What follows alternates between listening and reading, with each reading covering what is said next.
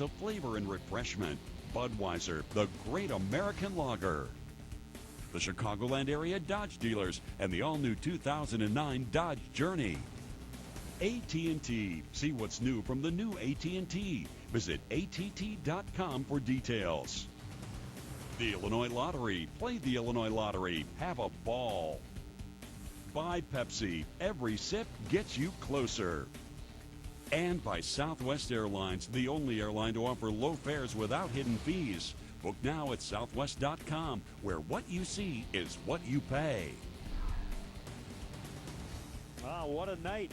The wind was blowing out last night. It is blowing straight in tonight, so it feels a little bit cooler, but still just ideal.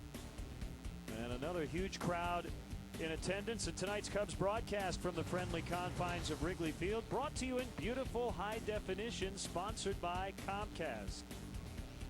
Let's update the standings for you. First, the National League Central. If the Cubs win tonight and again tomorrow, it's over. They will have clinched their second consecutive division crown.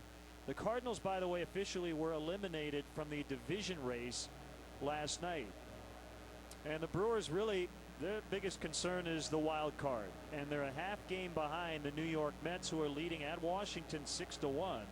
The Phillies lead the Mets by a half game in the East, and they lead 4-0 in Atlanta. So we'll keep you posted. The Astros continue to struggle. They've dropped their last 3 in a row, and they're down 5-1 early on. Boy, and the Mets appear to be having another late season collapse, much like last year. They were in a real good position, not only to win the wild card, but to win that division, but just can't seem to get it going. They've lost their last 3 in a row. They've won only 4 of their last 10 ball games. Let's check in on the starting pitchers. Right-hander Jason Marquis basically had a start skipped. He was supposed to go on Friday in Houston, and has been pushed back to tonight. The Cubs had to juggle their rotation. He's been very good as of late. And Ben Sheets had been excellent up until his last start in Philadelphia. And Bob, sounds like he's going to use his changeup a little bit more tonight. Well, it's a pitch that he rarely goes to. He's basically a fastball curveball pitcher, 2+ pitches, but the changeup would be a really good pitch for him if he can command it, keep it down in the zone.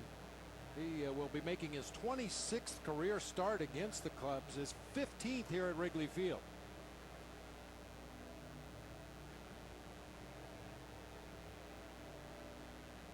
Cubs last night with their 52nd home win. That snapped a 5-game home losing streak. We've had some thrillers here lately. I've been on the edge of my seat for the past week. Get used to it. It's that time of year.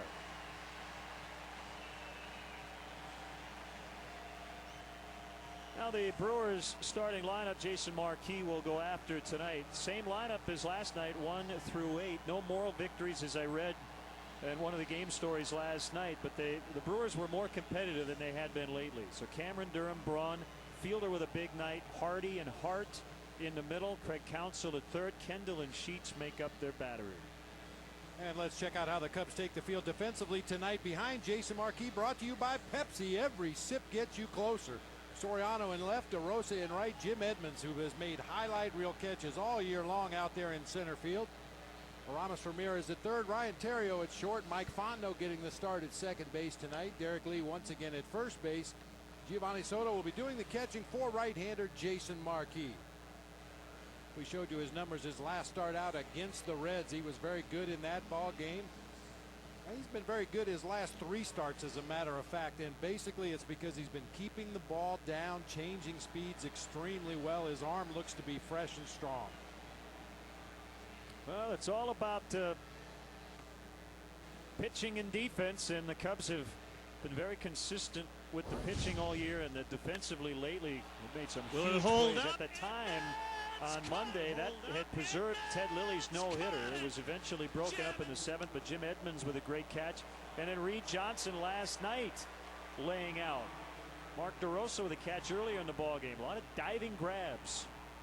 Well, it's that time of year. Whatever gas you have left in the tank physically at this time of the year, especially when your pitcher has a no-hitter going, you leave it all out there on the field. You don't have to tell Reed Johnson or Jim Edmonds to do that.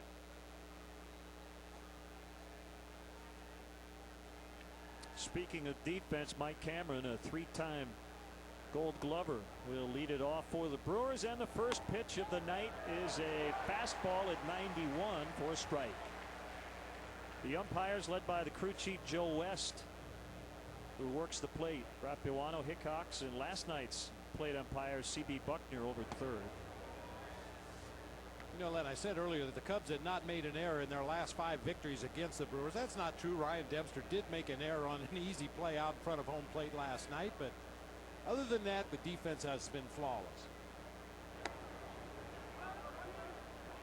Went up to 93, so Jason's throwing hard early on.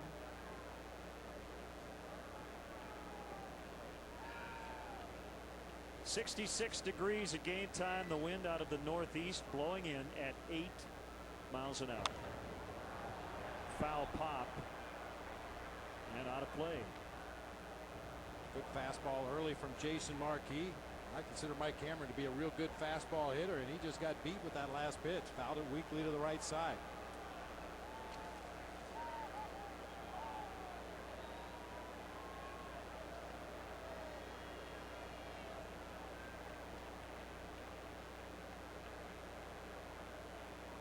The wind and the 2-2 on the way, and that's lined into center, and a base hit as Edmonds will get it back in. And he keeps Cameron to a leadoff single.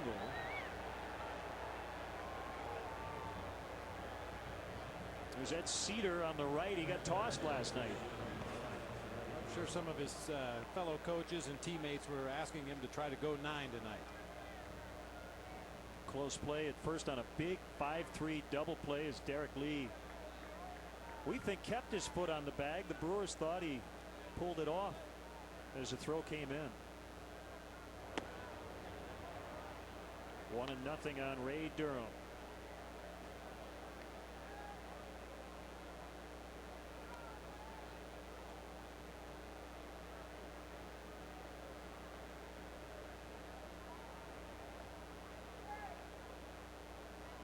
Marquis' 1-0 pitch is away. 2-0. Soto's going to head out. Can go 2 ways after a lot of rest. You can be really strong, and we've seen him throw hard. Not quite as hard as Z the other night, but the other way it can go is maybe you have to shake off a little rust. Command is usually the issue when you've had too much time off. And for a guy like Jason Marquis, who relies so heavily on his sinker, you don't want him to be too strong. You like the extra velocity as long as it's accompanied by that good late movement.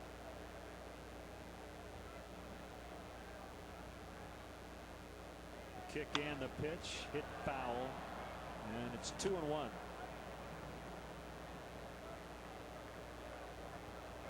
You know, and what we've seen from Ray Durham in this series, I think Aramis Ramirez could back up a few steps and maybe cheat over toward the hole between third and short a little more. Durham doesn't appear to be running well at all.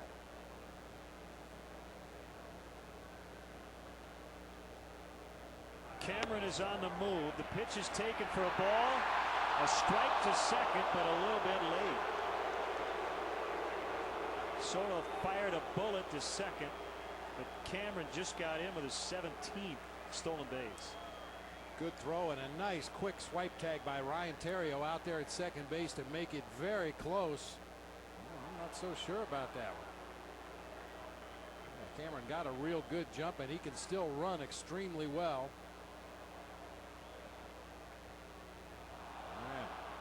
Looked like they had him. Yep. And that is ball 4, so Durham's on. First 2 have reached.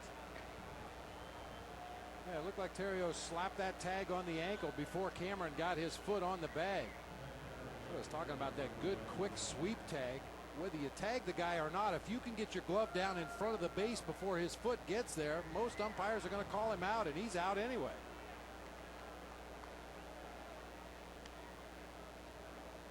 It's Ed Hickox who made that call.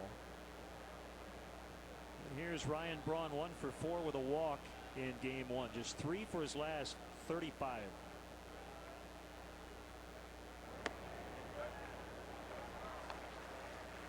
We talked about Braun in the ball game last night against Ryan Dempster. The book on Braun recently has been he's chasing a lot of high pitches, a lot of 4-seam fastballs up above the letters. Hitting a lot of pop-ups, a lot of lazy fly balls.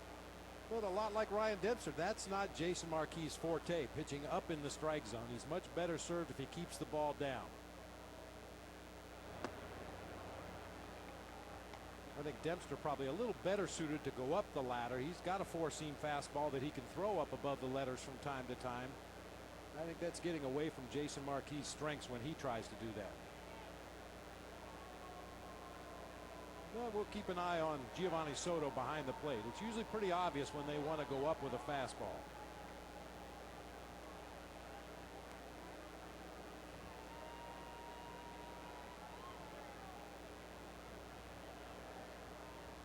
Cameron started the game with a single. He then stole second base. Durham on the next pitch drew a walk, and Marquis and Soto need to chat.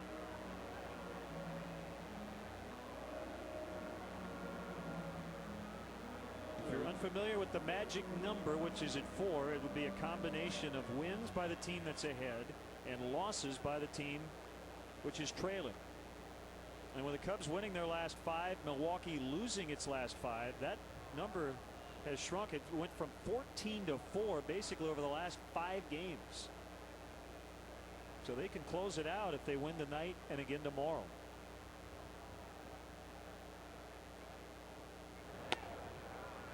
Two and one. I know you talk about numbers and how they make your head hurt, but was that explained properly? That was simply as simple as you can possibly explain the magic number syndrome. I don't know where the number actually exists because it's magic. It just kind of appears and then goes away.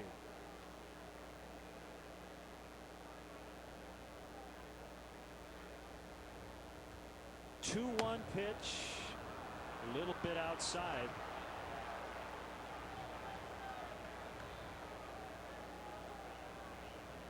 Three and one. Fielder is next, and he had a huge night last night. Aside from making the final out, he had 3 hits, including 2 home runs.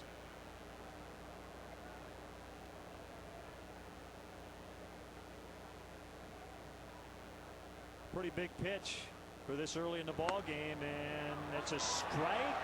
Ryan Braun was taking the shin guard off. It was called a strike by Joe West. Well, that could be a huge call in this ball game. 3 and 2. You be the judge. Yeah, backdoor sinkers. Giovanni Soto sets up out there on the outside corner. Does a nice job of pushing that ball back toward the plate and gets the call from Joe West. Yeah, Braun was sure that pitch was off the plate. Let's see if Jason can get him. On a 3-2 with foul.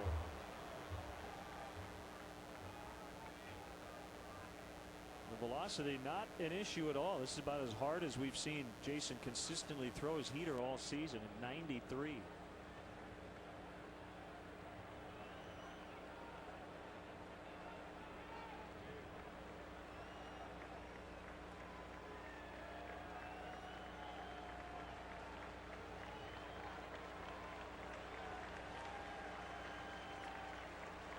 The next 3-2, that one definitely missed, and Braun will take first base.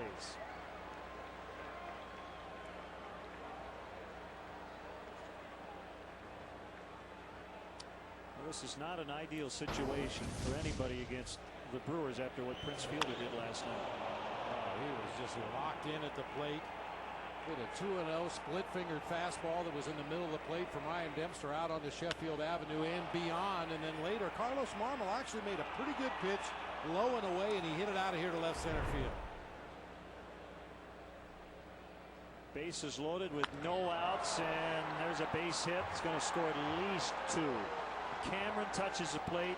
Durham behind him. Braun's going to try to score, and he will, standing, as Prince Fielder has cleared the bases, and it's 3-0, and there's still no outs. Give him 6 RBIs in the series.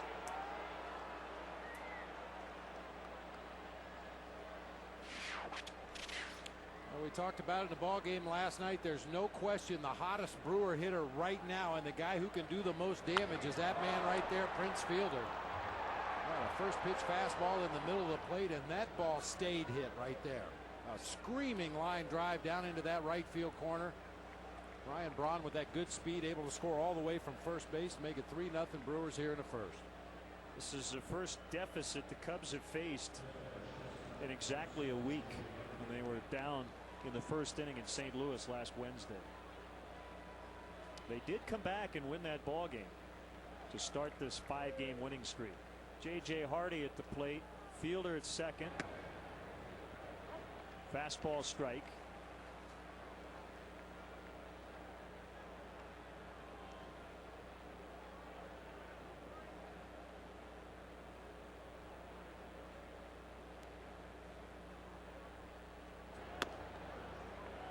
Nothing in 2. Yeah, Marquis has been a pretty strong starter this season. He's only given up 11 first inning runs in his 26 starts coming into the action tonight.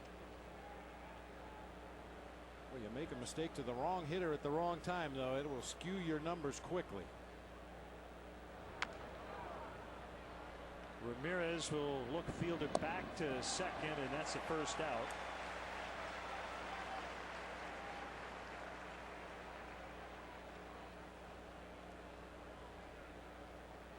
So one away, and it's Corey Hart, who's 0 for his last 11.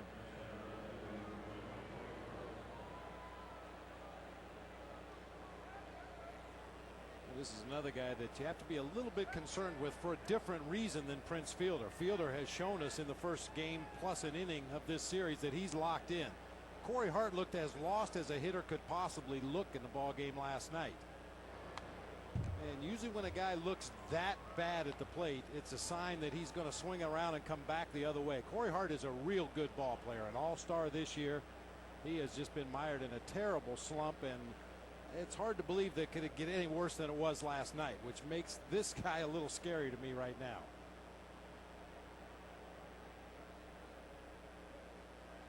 Soto wants it down and in, and that's where it was. Just off the plate.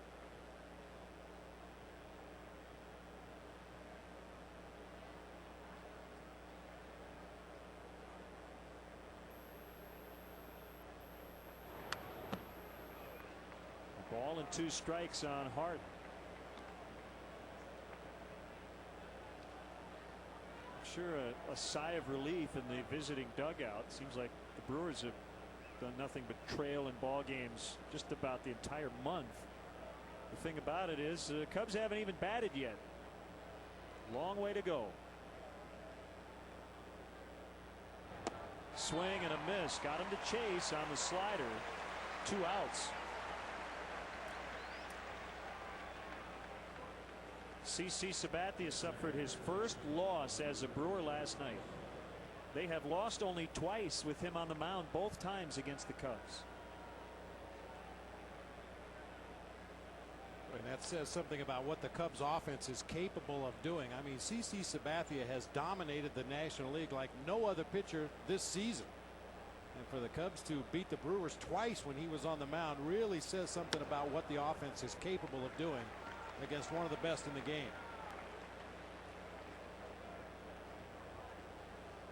Marquis getting ahead of Craig Counsell.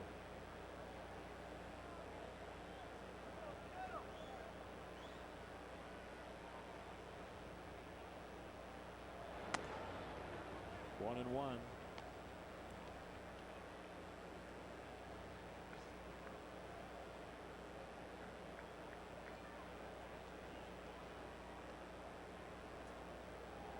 Jason Kendall on deck. Counsell holds those hands high as he gets set for the pitch. I've used the description that was used by a writer during the 2001 World Series. He looks like a man trying to knock a spider off the ceiling with a broomstick. It works for him. We talk about it all the time. Doesn't matter what you do before the pitch is released, as long as you're in a good hitting position when that ball's on its way to home plate.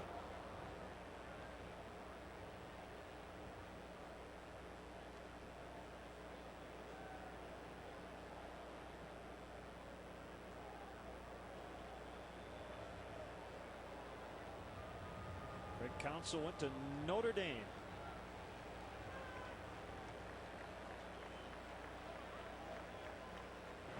2. Another pop up that'll find the seats back at home plate.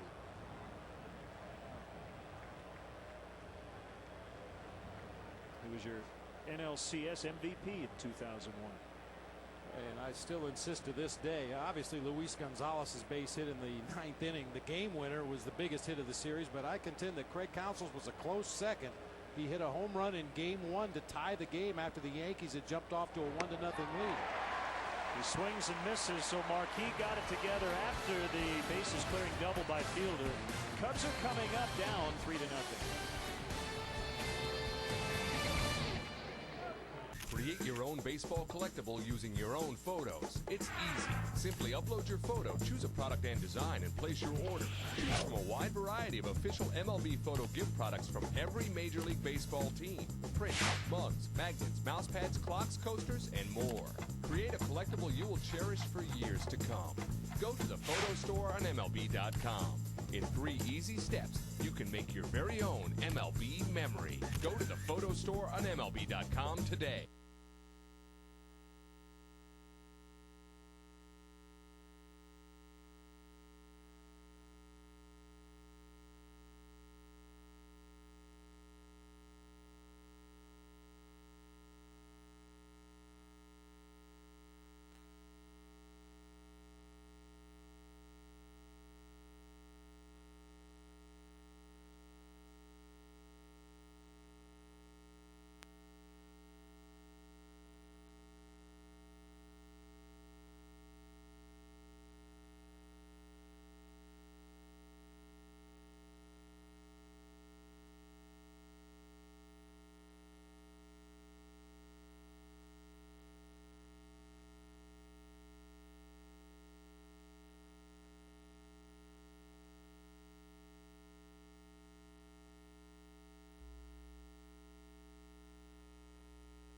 How do you want to see the game? You want to be closer? Well, this is no ordinary ticket. This is your ticket to baseball heaven in high definition. Sharp Aqua's the official HD TV of Major League Baseball. And with a blazing 4-millisecond response time and a super fast refresh rate, there isn't a shot in the hole or a screamer down the line that won't singe the hair in your nostrils. It will change your baseball loving life. Aqua's LCD TV. Change your TV, change your life. Sharp. Now the Cubs lineup brought to you by Pepsi. Every sip gets you closer. Soriano's hit 5 straight. Fontenot at second base. Derek Lee has left the yard 6 times against Ben Sheets. Ramirez, Edmonds, DeRosa, Soto, Terrio, and Marquis. Right-hander Ben Sheets pitches, and Craig Counsell's going to throw out Alfonso Soriano. 1 pitch, 1 out. Well, we've seen Craig Counsell at third. Let's take a look at the rest of the Brewers defensively. Ryan Braun in left, Mike Cameron in center, Corey Hart over in right field, Craig Counsell, J.J. Hardy, Ray Durham, and Prince Fielder around the infield. Jason Kendall once again behind the plate tonight, and he'll be receiving pitches from the big guy, number 15, Ben Sheets. Stellar ERA on the season. I mentioned his 26th career start against the Cubs. Strike 1 on Mike Fontenot.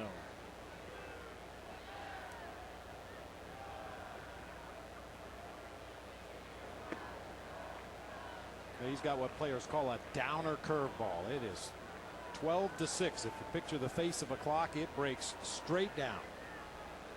A couple of guys from Louisiana. Mike's from Slidell. Ben Sheets from St. Amant, Louisiana. 4-time All-Star and became the first Brewers pitcher to start the All-Star game this year. 2 innings, 1 hit, no runs at Yankee Stadium. Yeah, Sheets was 10-3 at the break with a 2.85 ERA, earning him that start in the All-Star game. Since the break, his ERA is very good, 3.17, but his record is only 3-5.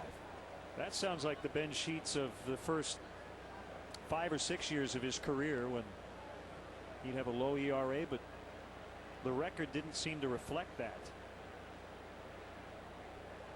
He has 13 wins. That's a new career high. Called strike 3 on a fastball. Doesn't that surprise you? When I saw that note, I was like, really? Ben Sheets, a 4-time All-Star, hadn't won more than 12 games, but that's the case until this year. Yeah, we talk about it all the time, Len. That's one statistic that a starting pitcher can't really control, how many games you win or lose. All you can do is go out there and pitch, try to get outs, try to execute quality pitches. If your team scores runs and makes plays for you, you'll get victories. If they don't score the runs for you, you're going to have a good ERA and a low win total. Derek Lee has hit for a lot more power lately, and he's driving in runs. An RBI in 4 straight and 6 of his last 8 games.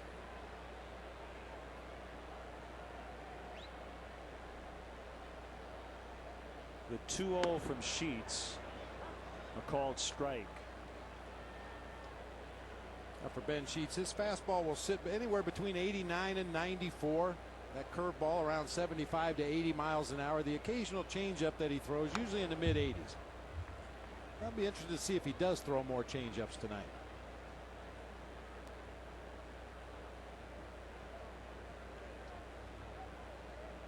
Everybody pretty quiet after Prince Fielder knocked in 3 with the double in the top of the inning. 3-2, but we know, we've seen it before. One big hit and they're right back in. From the home team, that is. 3-2 pitch. We'll do it again.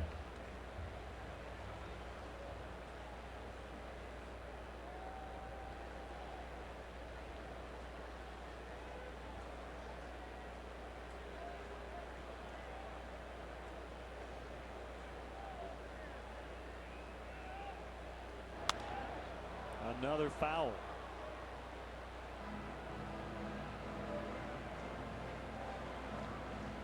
Well, we like to sometimes look at get the catcher's signs, but for whatever reason tonight I'm having a little trouble seeing it. I don't know if Ben Sheets is having any trouble. Jason Kendall. A lot of shadows back there behind home plate. We've seen catchers put chalk on their fingers. Derek Lee goes down swinging. 2 strikeouts for Sheets and a shutdown first inning after the Brewers scored 3.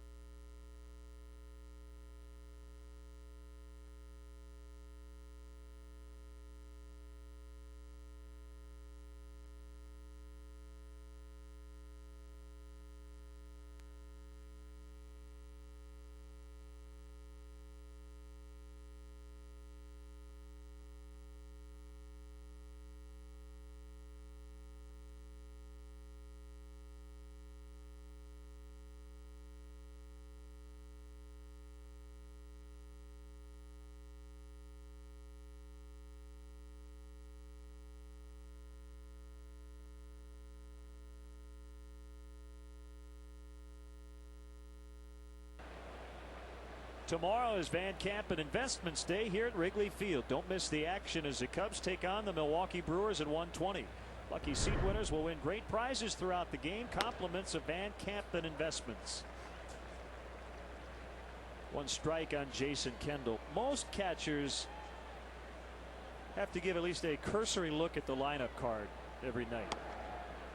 because you don't play every single day. You get 1 to 2 days off a week. That's not the case for Jason Kendall. I bet you he never looks at the card and somebody has to tell him. And he probably finds out a lot of times the day before. You're not going to play tomorrow. One hopper to Terrio, but I bet you Kendall's in there tomorrow afternoon, depending on what happens tonight, considering how late in the season it is and how critical these games are. I think you're absolutely right. And as rare as it is for Jason Kendall not to find his name in the lineup card, I would imagine he goes into the manager's office and argues his way back into the lineup more often than not. Buzz cut there for Ryan Terrio. He got his hair cut last week just to change things up. Not with his hair, but with the way things were going for the team. As Sheets flails at strike one. He pointed out to me today, we're 5-0 since. We got a little extra trim today, so now I can grow it back out. And he'll get another chance. Ron Santos said, now you can't get it cut the rest of the way. That's it. I guess following the superstition. There's not much left to cut at this point. Yeah, he could let it go for a while. And they love Ron's new hair. Ron has new hair? He has new hair. It was broken on our air by his partner, Pat Hughes. I'll have to tell you, Len, there have been a lot of astounding things happen this season, but that was probably the most astounding for me. I never realized that Ron Santo wore a hairpiece.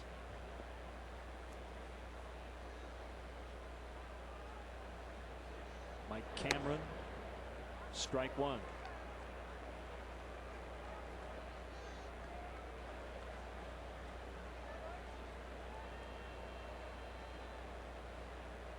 He singled, stole a base, and scored on the 3-run double by Prince Fielder. I wonder if Ron has some playoff hair to wear. You know, should the Cubs wrap this thing up? A playoff piece? Yeah. High fly ball to left, right along the line, and looks like the wind's just going to push it out of play. Now, you mentioned it earlier, Len, the wind that was blowing straight out of here last night and probably gave an assist to a few fly balls hit deep to the outfield is going to knock balls down and push them out of play tonight. Blowing almost straight in from center field.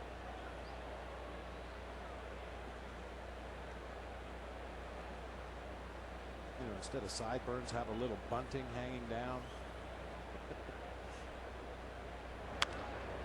Bounced foul.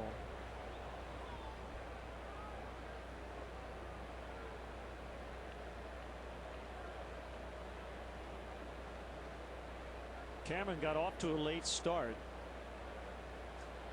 as he served a 25-game suspension for a second positive test for a stimulant that's banned under baseball's drug program. So he didn't make his season debut until April 29th here at Wrigley Field. He had 3 hits and knocked in 2, scored twice in that debut, helping his new team to a 10-7 win. And Jason Marquis was on the mound in that ball game. This is his second start against the Brewers this year.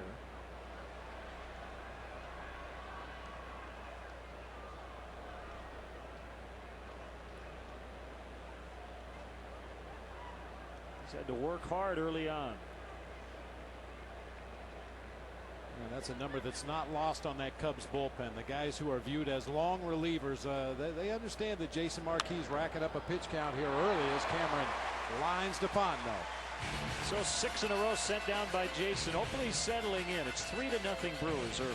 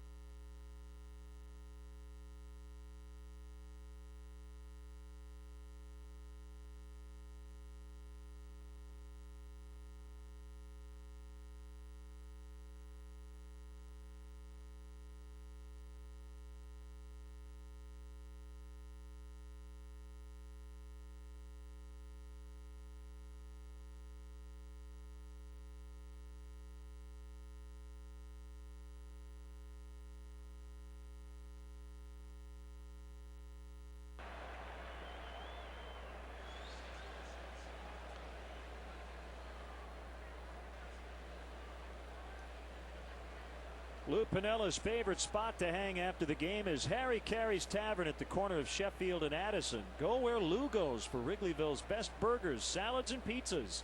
Call 773. Holy cows, that one's cranked, and it's out, a home run.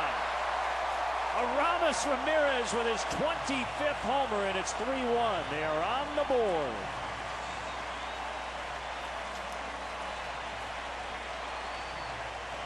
Wow. I mentioned Prince Fielder's line drive into right field stayed hit. That ball stayed hit as well.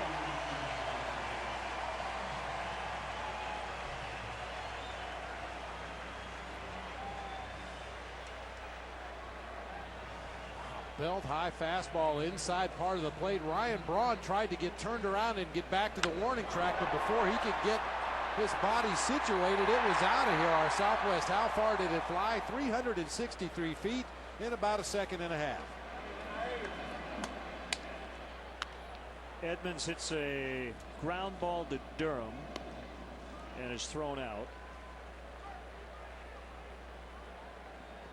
Career homer number 25 for Aramis versus Milwaukee.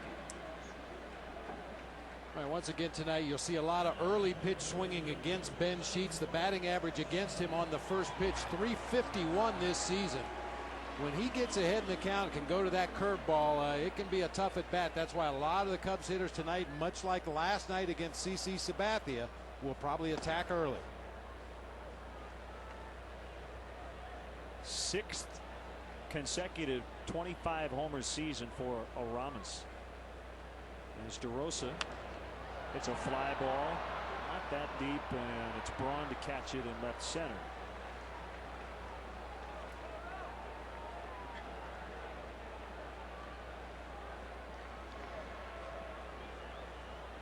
Nine-game hitting streak. Well, the superstar position players have really come through, along with the starting pitchers. In the back end of the bullpen, I mean, they're getting contributions from all around. But going into September, and it was a slow start to this month. I think everybody was hoping that Soriano, Ramirez, and Lee would carry this team, and they have. And I just think the biggest difference from last year to this year is the lineup's deeper. And while we've seen some position changes, you know, Fontenot's gotten in there second, Ronnie Cedeno. Seen DeRosa out in right, Edmonds and Johnson in center. Felix P.A. got a start. Michael Hoffpower. Henry Blanco with a big pinch hit RBI. There's more weapons to choose from. But you're absolutely right about the last month of the regular season, though, is when you expect your superstar players to bring it home. You know, that's what they're paid for. That's why they're considered to be superstar players. You expect them to put together the good at-bats, make the good starts, and so far the Cubs have been doing that here in the last half of the month of September. Another late strike call.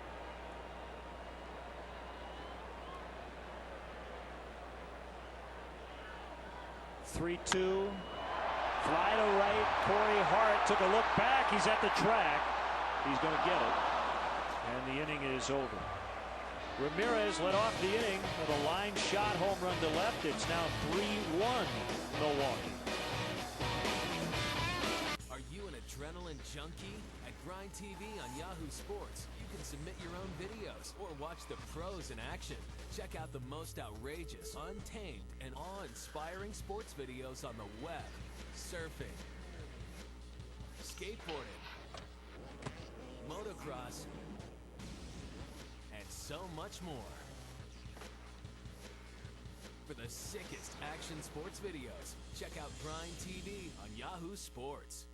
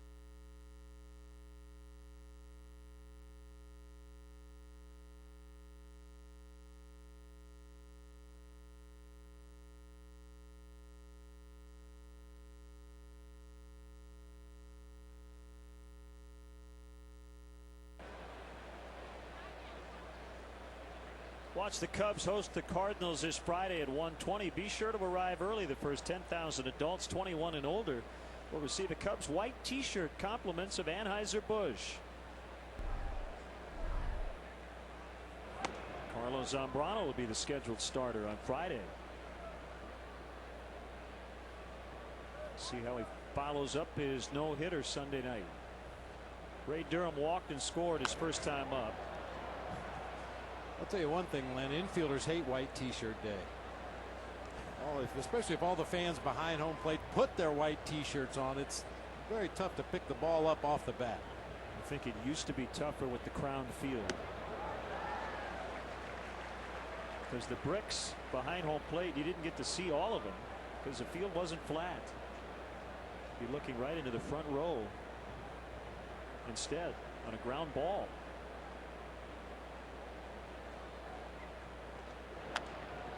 There's a ground ball as Marquis gets off the mound, and he'll just tag Durham.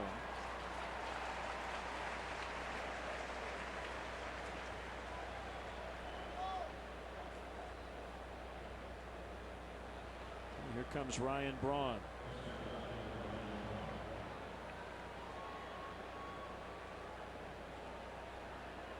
I guess the Tampa Bay Rays, speaking of hairdos, are going with the mohawk look. Even their manager, Joe Madden.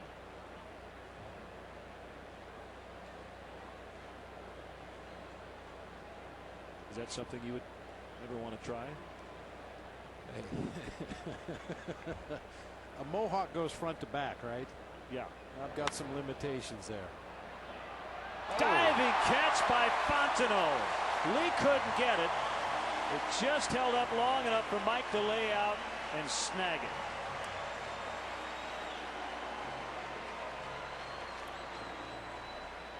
Well, I'll tell you, grass stains everywhere with the Cubs defense over the last week. Mike Fontenot, the latest to make a diving catch. Nicely done. Tracked it right into the glove. Never took his eye off the ball.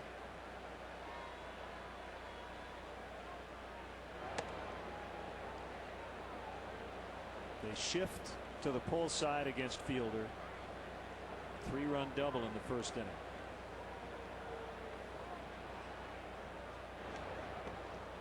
Former Cub Cliff Floyd says he is Mohawk challenged. I'm right there with Cliffy. So you're thinking side to side would be better? I like to call it the Walkman, you know, the headphone look. Go from ear to ear over the top. I was thinking the reverse. You know, no hair right in the middle all the way back, but on the sides. Yeah, well, I can do Have it that on the too. sides, yeah. I'm working on that. It's the natural Mohawk, reverse Mohawk.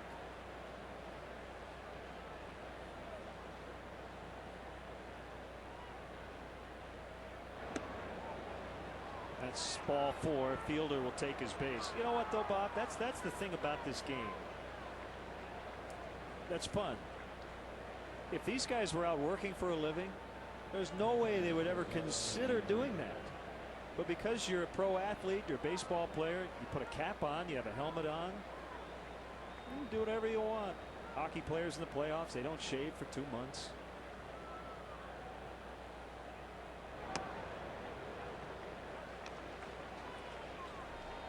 One strike. Most people that you know, are gainfully employed show up with a mohawk one day. That may be their last day of their employment.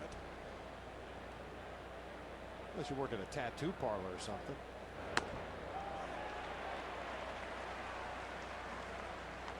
Oh, 2. Call made by Ed Rapiano. If you're a Mr. T impersonator, something like that. Yeah.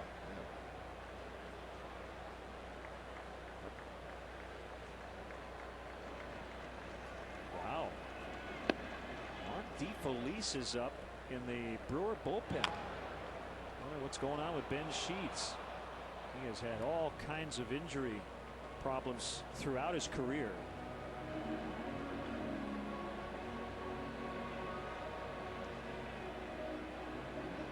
Well, that can't be a good sign for the Brewers.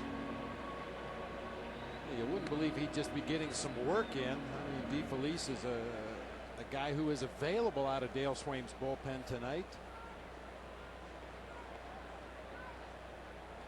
And they They certainly have a well-stocked bullpen, like every team in Major League Baseball does in September. Ben Sheets recently had some groin tightness that he dealt with. Fielder found a way to get out of the way of that ball, as Hardy gets his second hit of the series.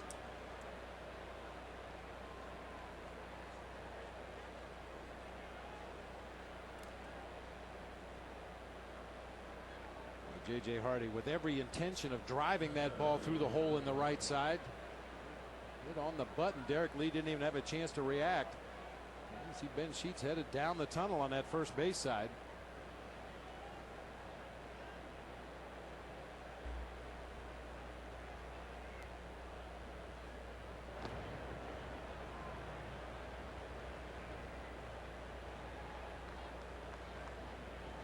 And that's a big development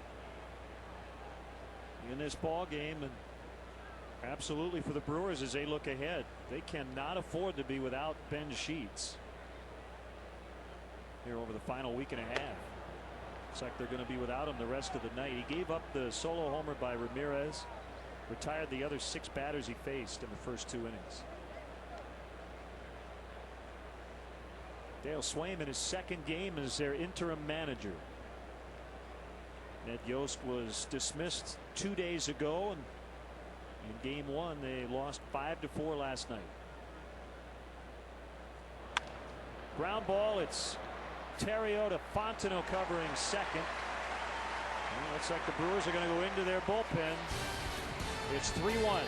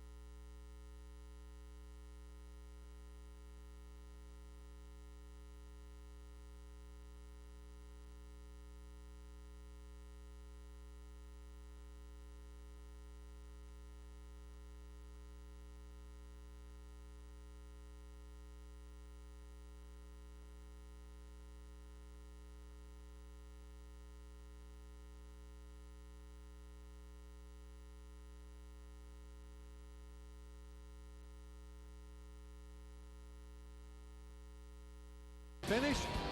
Bud Light keeps it coming.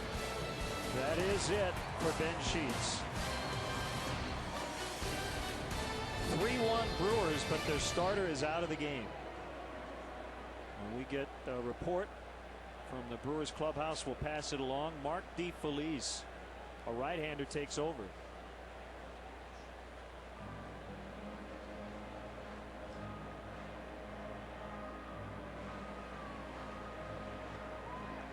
DeFelice making his 13th appearance of the season. Thrown a total of 15 2/3 innings, giving up 14 base hits, 17 strikeouts against 3 walks. No offense to Mark DeFelice, but this is that ABS, anybody but Sheets right now. Thankfully, I've never had that problem. It's very painful. Yes, it is. 1 strike on Theriot. Just throwing it out there, between innings before the bottom of the second, this game being nationally televised, the breaks are longer, 2 minutes 25 seconds. So it's basically about a half minute longer per half inning break. Ben Sheets started to play catch with Craig Counsell because he was ready to pitch, but the second base umpire Ed Hickox, who has a stopwatch, wasn't ready for him to go to pitch, and then he did give up the home run to Ramirez. And the reason we bring it up, maybe he was having trouble getting loose. I'm not quite sure. Called strike 3 on the outside corner. Joe West brings up Ryan Theriot. Theriot usually pretty adept at fouling off borderline pitches with a 2-strike count. That ball looks to be down and away. DeFelice gets the benefit of the call from home plate umpire Joe West. Getting back to that situation you were talking about with Sheets, I didn't think anything of it at the time. It's not unusual for a pitcher. Got a lot of nervous energy. He's anxious to get up on the mound and start pitching again, and then you have to wait that extra 30 seconds. I've seen it happen repeatedly where the pitcher will turn around and play catch with one of his infielders just to stay loose. But with the events that transpired after that bottom half of the second inning, you have to wonder if he wasn't trying to stay loose. Kicks away from fielder. He will pick it up. DeFelice covering, and they get Marquis.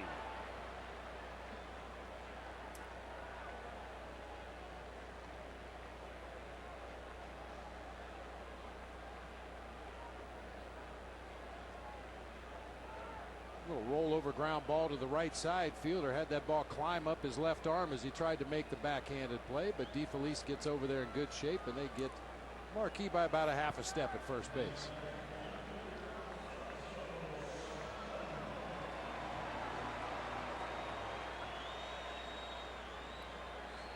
I think Fielder's a good last name for a first baseman. A baseball player, for that matter. Yeah. Put your glove on, you're a fielder.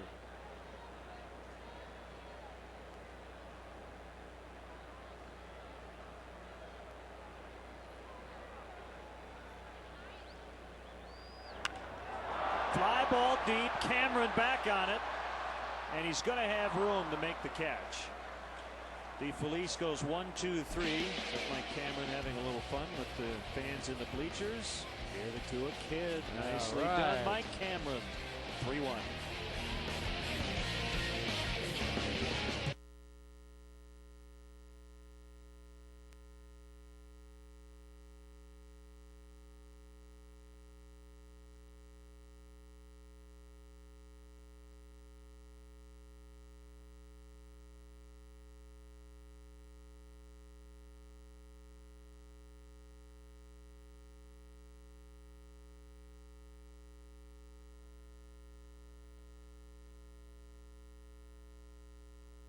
How do you want to see the game?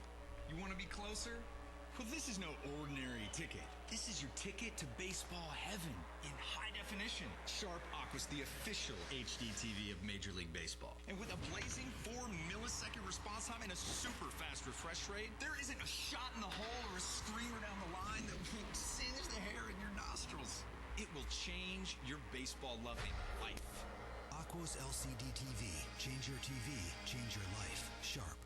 Are you an adrenaline junkie? At Grind TV on Yahoo Sports, you can submit your own videos or watch the pros in action.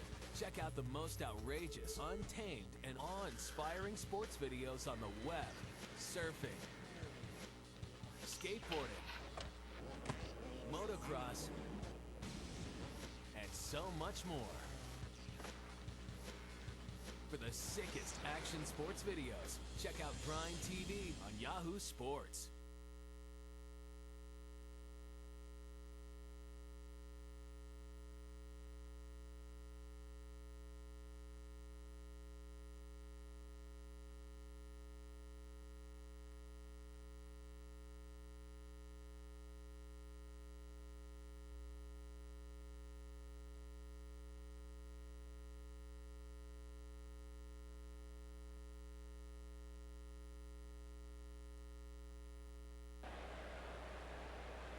In between innings, Joe West and Lou Piniella, who go back a ways, having a nice chat. Eventually.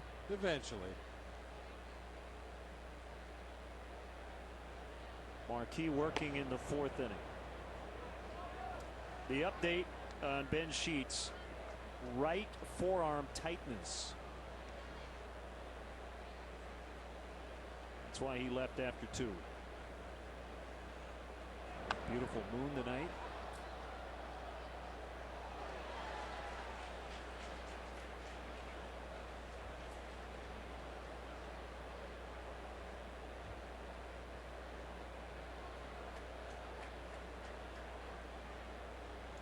This is the kind of year I love. Weather-wise, cooled off just a little bit. I start to think about October baseball too. Try to remember where you put your scarves and your gloves and your earmuffs, because it will cool off over the next few weeks here at Wrigley, I'm sure.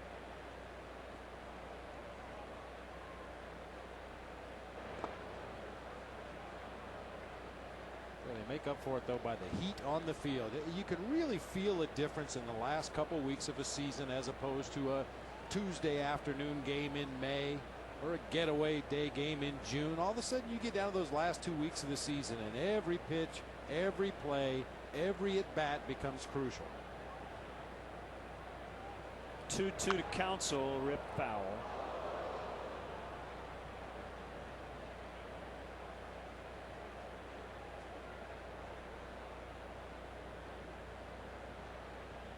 Give it to a kid. Very nice. The Brewers have been trained well. It's Marcus Hanoum, bullpen catcher.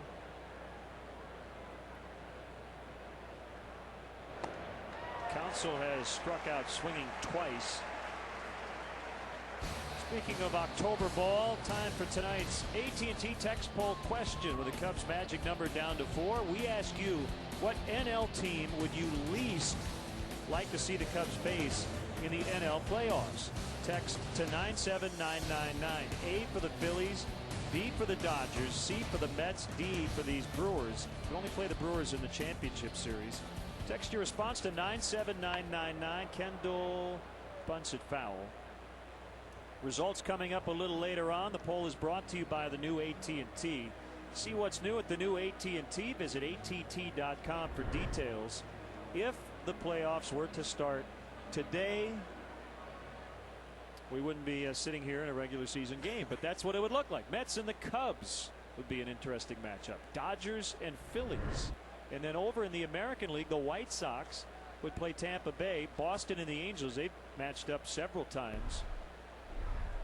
I can tell you one thing, Bob. The Angels probably don't want any part of the Red Sox. They can't beat them in the postseason, or they haven't been able to for a long time. I think right now in the National League, other than the Cubs, the Phillies are the team, that you have to be a little concerned with. Fontenot lays out, just missed it.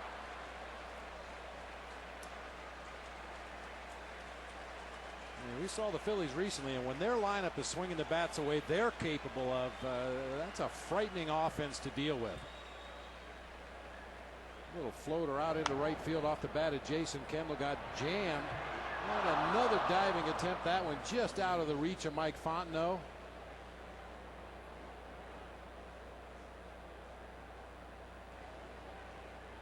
Well, you can tell Fontenot spent some time on a slip and slide as a child out in the backyard. Still has grass all over the front of his uniform.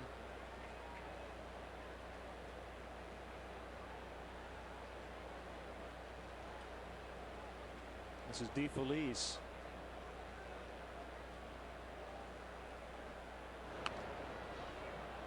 Lee will pick it up. Fontenot over to cover first. It's a sacrifice.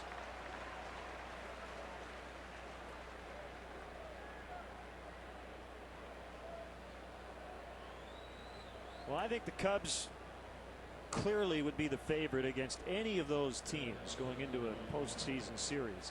But for me, based on what we've seen lately, we haven't seen the Mets in a long time.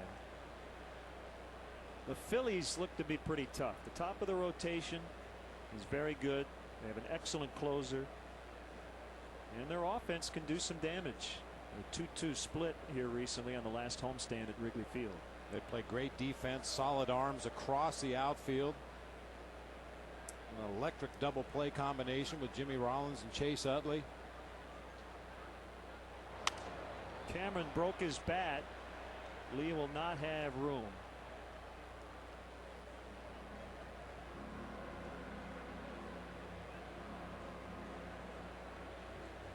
I'll tell you one thing, I would be willing to bet money you won't hear any of the teams that you saw on that graphic talking about who they would like to face in the postseason. We're just happy to be here. Doesn't matter who we play. It's going to be a challenge no matter what. And that is the 100% truth. You may have a preference, but you better not express it. That'll end up on somebody's bulletin board.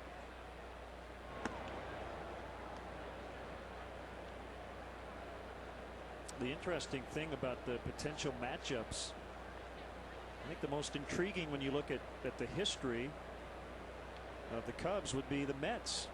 Been a great rival. We'll go back obviously to '69 and what happened then, but they're not even in the same division anymore. Might be a preview next week. 4-game series. Fontenot throws out Cameron. That'll end the Brewers' fourth. It's 3-1 Milwaukee.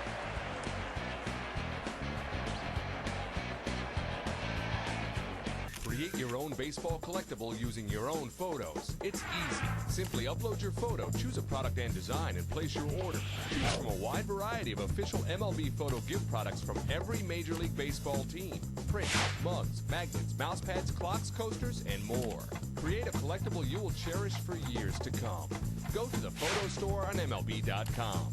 In 3 easy steps, you can make your very own MLB memory. Go to the photo store on MLB.com today.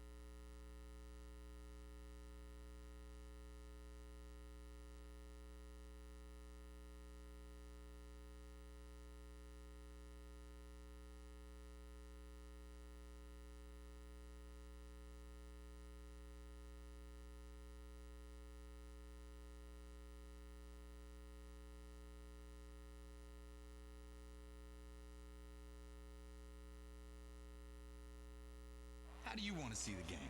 You want to be closer? Well, this is no ordinary ticket. This is your ticket to baseball heaven in high definition. Sharp Aqua's the official HD TV of Major League Baseball. And with a blazing 4-millisecond response time and a super fast refresh rate, there isn't a shot in the hole or a streamer down the line that will singe the hair in your nostrils. It will change your baseball loving life. Aqua's LC. The Sox and Yankees at the stadium tomorrow night, 6 o'clock on WGN Sports. Saturday, the Sox are at Kansas City on WGN at 6.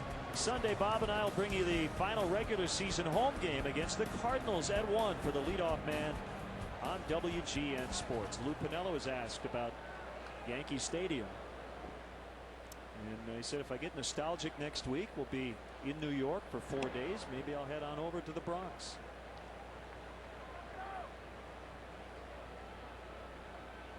So he has some bases from the old ballpark, the first renovation. It was done back in the 70s. Has a chair from Yankee Stadium.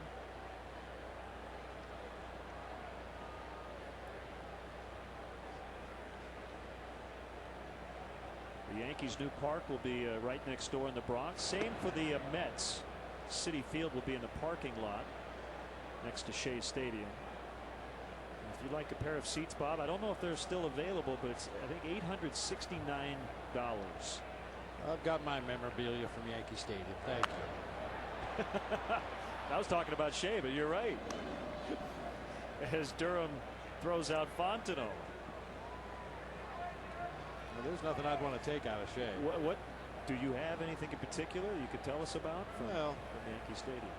I have the shovel that we used to club the rat that was in the dugout in Game 3. Thing was huge. Well, somebody from the grounds crew came down there and see you later. Sorry I asked. Yeah. Well, that's the way those 3 games at Yankee Stadium went. That was the highlight for me. One strike on Lee. Cubs run came on a leadoff homer by Ramirez in the second. That was off Ben Sheets. He left after 2 because of forearm tightness. Now it's Mark DeFelice, who 2 years ago was pitching an independent ball for Camden in the Atlantic League.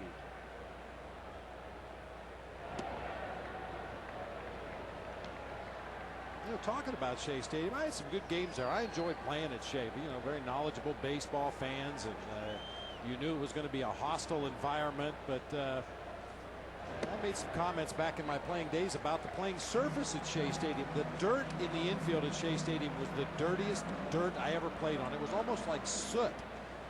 If you slid into a base at some point in the ball game after you'd sweat a little bit, it would stick to your uniform. You know, real dark gray, dirty looking thing. It was fun. I enjoyed playing in that environment. Reminded me when I was a kid playing on some of the dusty, dirty sand lots. I think some of that stuff ended up in the visiting broadcast booth.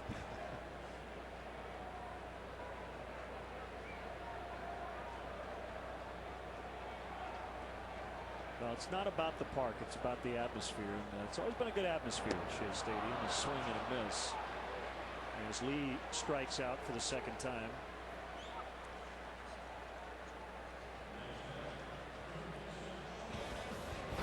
Take a look at our Nissan drive of the game, and a drive it was off the bat of Aramis Ramirez into the second row of the bleachers in left field. A laser beam line drive.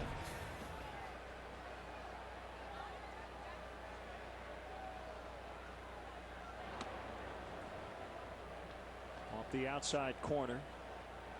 A lot of cutters from Mark DeFelice. He has not allowed a base runner.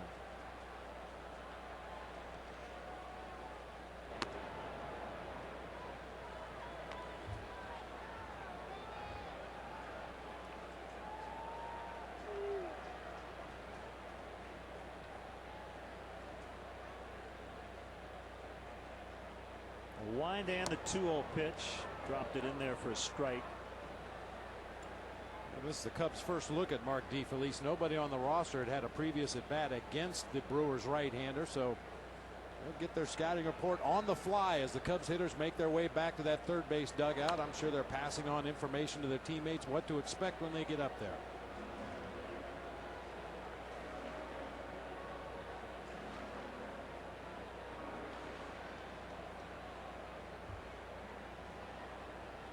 Hitting coach looking on.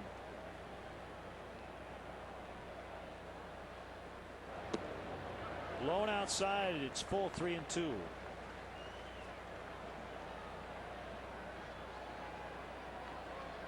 There's Edmonds on deck. Will only bat if Ramirez reaches. And he will.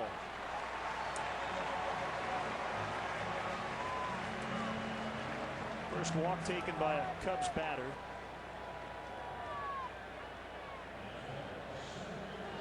For Aramis, that's his 70th walk.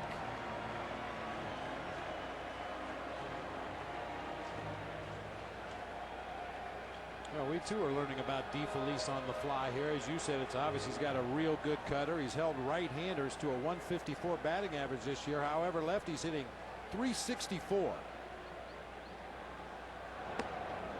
Checked swing, but he couldn't hold up in time.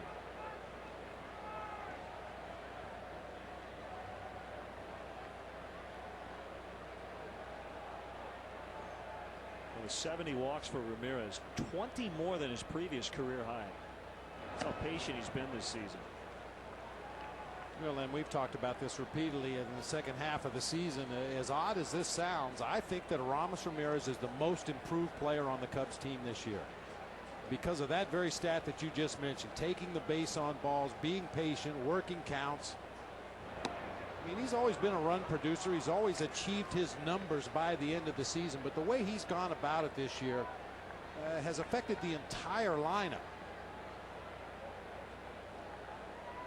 And you know, we've seen a lot more consistent effort from Aramis Ramirez this year. Haven't had to point out those instances where he didn't run out ground balls or pop-ups. Hit well. It's going to roll a little bit and allow Ramirez to move to third. So Edmonds hit it through the middle of the diamond, and the inning's still alive for DeRosa.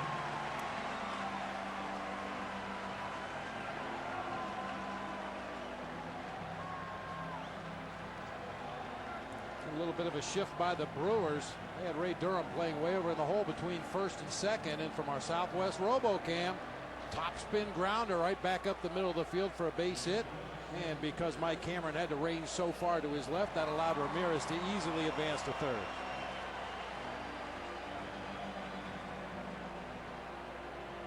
Just a second hit tonight for the Cubs. But the tying runs are on base.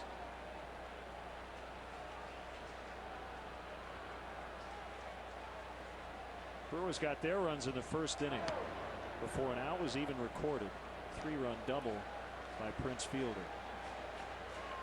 Marquis has given up 2 singles, no runs since.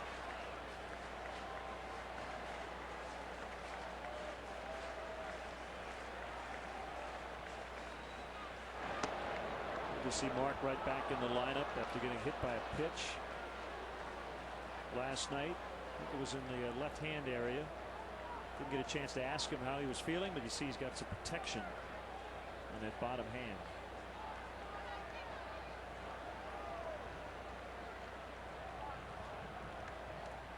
(0-2), a little bit outside. Todd Coffey, the former Red, is up in the bullpen.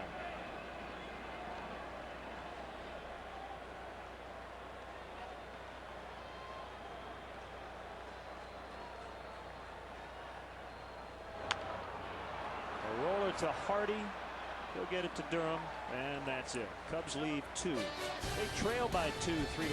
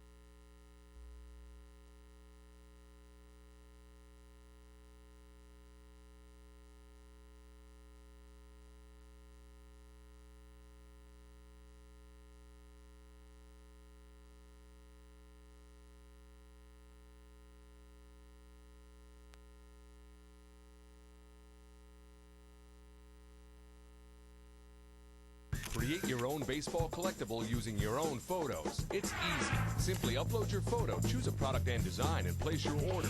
Choose from a wide variety of official MLB photo gift products from every Major League Baseball team. Prints, mugs, magnets, mouse pads, clocks, coasters, and more. Create a collectible you will cherish for years to come. Go to the photo store on MLB.com. In 3 easy steps, you can make your very own MLB memory. Go to the photo store on MLB.com today.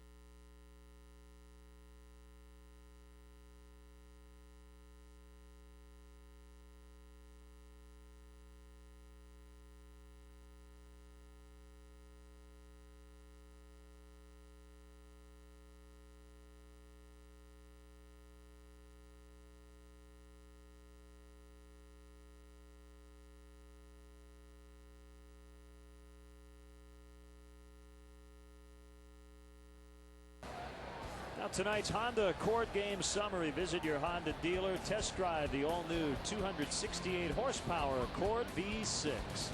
Prince Fielder with another big night. A 3-run double in the first inning. Ben Sheets left due to forearm tightness after just 2 innings. A home run by Ramirez, his 25th. And Jason Marquis has gotten in a groove after that rocky first. 1-0 on Durham.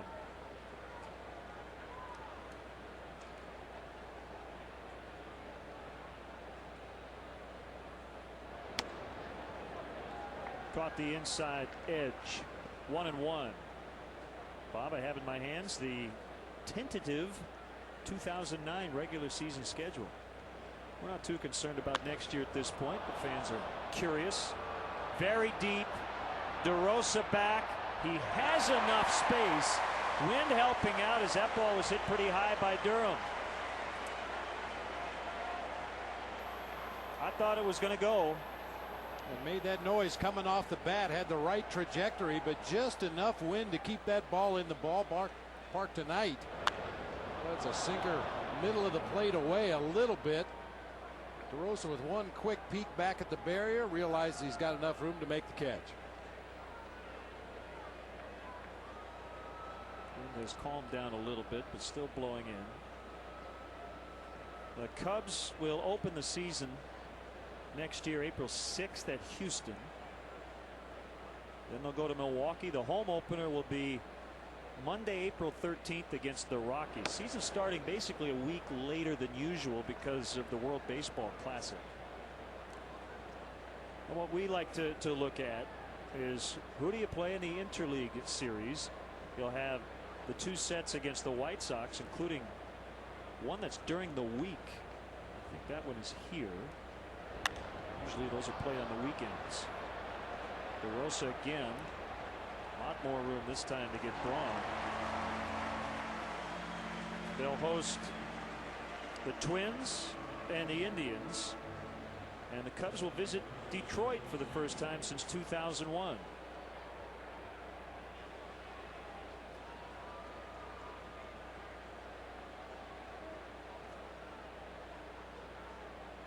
First 3 games at Houston, then 3 at Milwaukee. You think we could get the Astros to change those 3 to Miller Park? I doubt it. I don't think so. Fielder again cranks one off the wall, doing some damage on the ivy now. A bobble by Edmonds.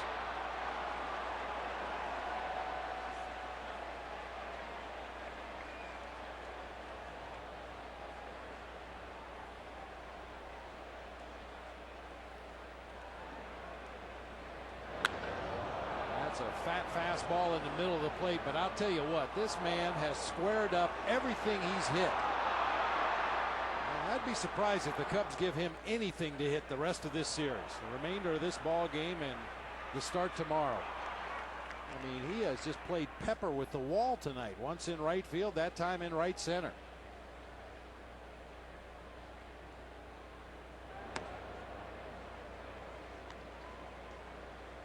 The Cubs getting huge contributions from their superstars, and Prince Fielder has done the same for the Brewers in this series. As they try to end the slide. It started when September began. They dropped 12 of 15. The 0-1 to Hardy outside.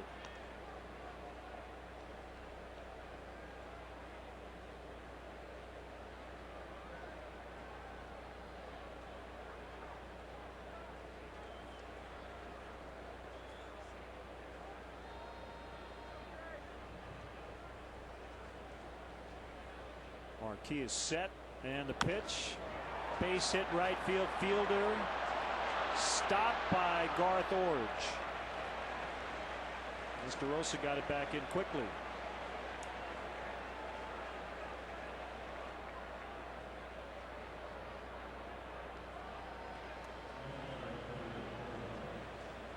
After the second at bat in a row, J.J. Hardy driving that ball to the opposite field. Fortunately, hit it hard and right to Mark DeRosa. No chance to send Prince Fielder on home.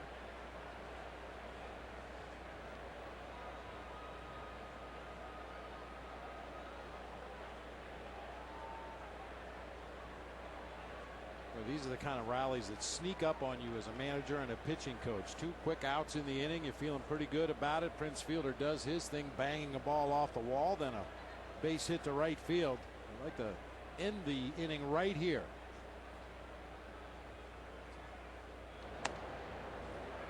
Strike one. You don't really want to get your bullpen going. You'd like to believe that Jason Marquis can execute some quality pitches here and get out of this inning unscathed.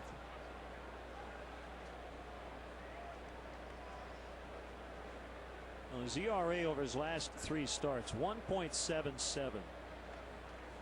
This is his first outing in 11 days.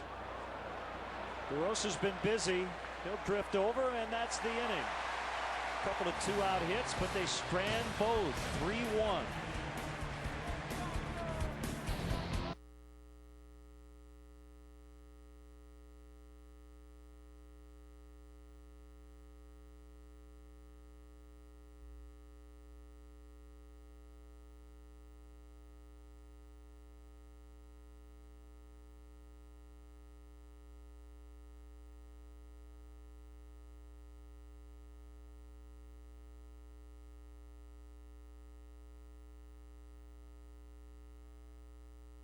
How do you want to see the game? You want to be closer? Well, this is no ordinary ticket. This is your ticket to baseball heaven in high definition. Sharp Aqua's the official HD TV of Major League Baseball. And with a blazing 4-millisecond response time and a super fast refresh rate, there isn't a shot in the hole or a screamer down the line that will singe the hair in your nostrils. It will change your baseball-loving life. Aqua's LCD TV. Change your TV, change your life. Sharp. Are you an adrenaline junkie? At Grind TV on Yahoo Sports, you can submit your own videos or watch the pros in action. Check out the most outrageous, untamed, and awe-inspiring sports videos on the web, surfing, skateboarding, motocross, and so much more. For the sickest action sports videos, check out Grind TV on Yahoo Sports.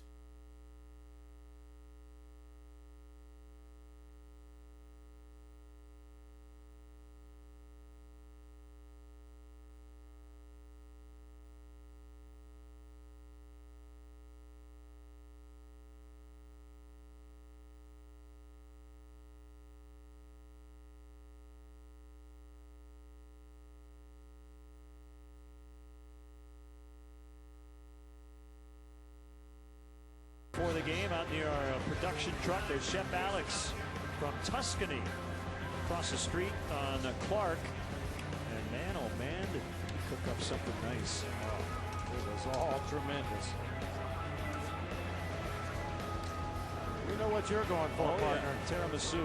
Yes, sir. Here's my second piece. Yeah, we had to get that camera out there early because that's what the plates look like very shortly after our initial shots. That's tonight's Have a Ball thanks to the Illinois Lottery. New pitcher for Milwaukee is right-hander Todd Coffey, which we had to wash down the dessert.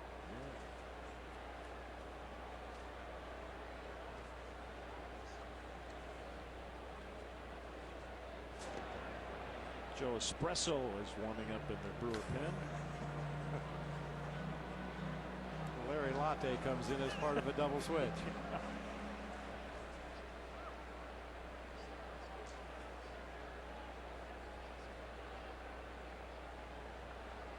Coffey was claimed off waivers from the Reds last Wednesday, would not be eligible for their postseason roster.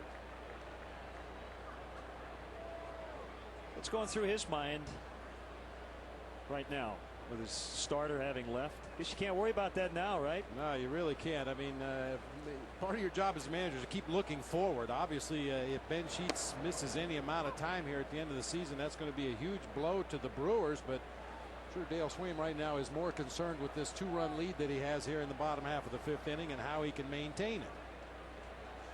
Well, with the expanded rosters, he has a pretty stocked pen, although he's without David Risky the rest of the way. Going to have surgery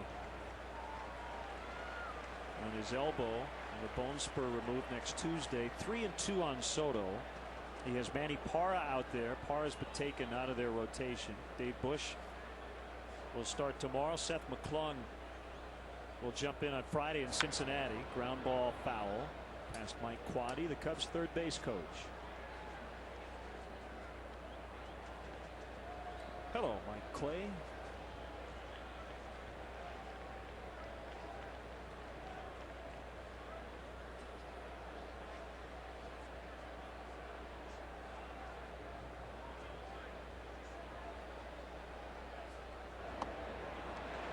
Ball 4.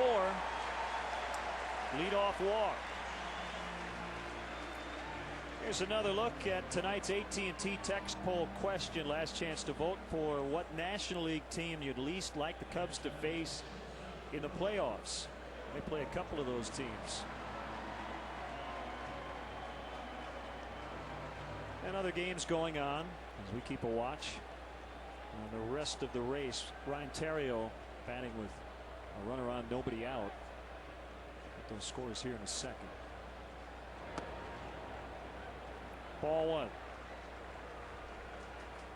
Phillies leading late in Atlanta in the bottom of the 8th, 5-0. Boy, Washington hanging tough. It's 8-5 as they've gone to the 8th. Houston getting knocked around again, 9-2 in Florida. Astros continue to fade. Dodgers are 7-7 at Pittsburgh. They went in with a 4.5 game lead. Brandon Webb looking for his 21st win for the Diamondbacks later on as they host the Giants.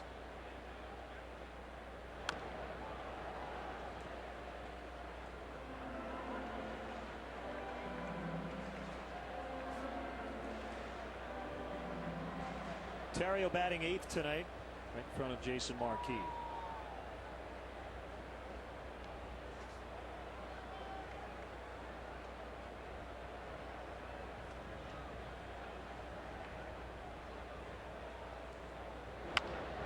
Ground ball. Counsell will toss. Durham the relay throw, and it was going to be late anyway, I do believe, as fielder came off the bag.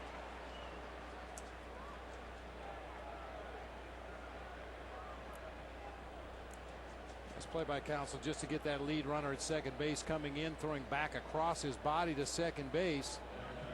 And with Theriot's speed, no chance. A little sideline there at the end of this play. Watch Ryan Theriot look to his right after he goes across the bag at first. That's something that the Cubs teach their players starting in the minor leagues all the way up to the major league level. The idea is to look to your right in case there's an overthrow. You'll be able to quickly pick up the ball over there in foul territory. You'll be able to see if the catcher's backing up the play and make a determination whether you can advance to second base or not.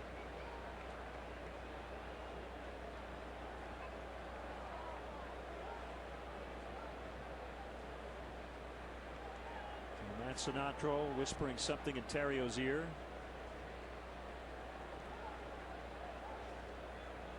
Marquis already squaring the bunt toward third. Counsell doesn't even look at second.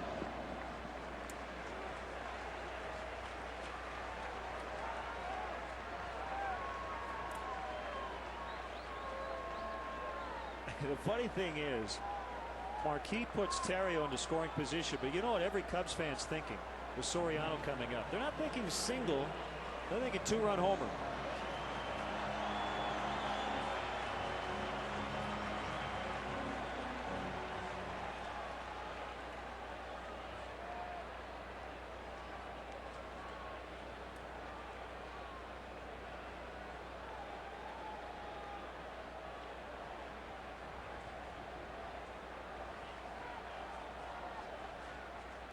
Here's a pitch. Got the breaking ball over.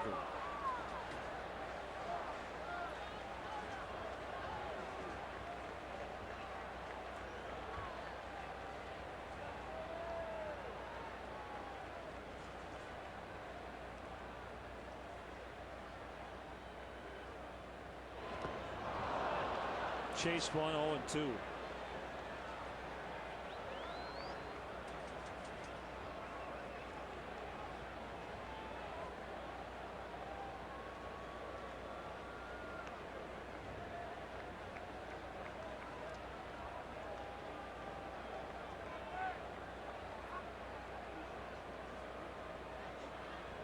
Fielder moving in. Durham hanging around the bag at second. Kendall getting around Soriano.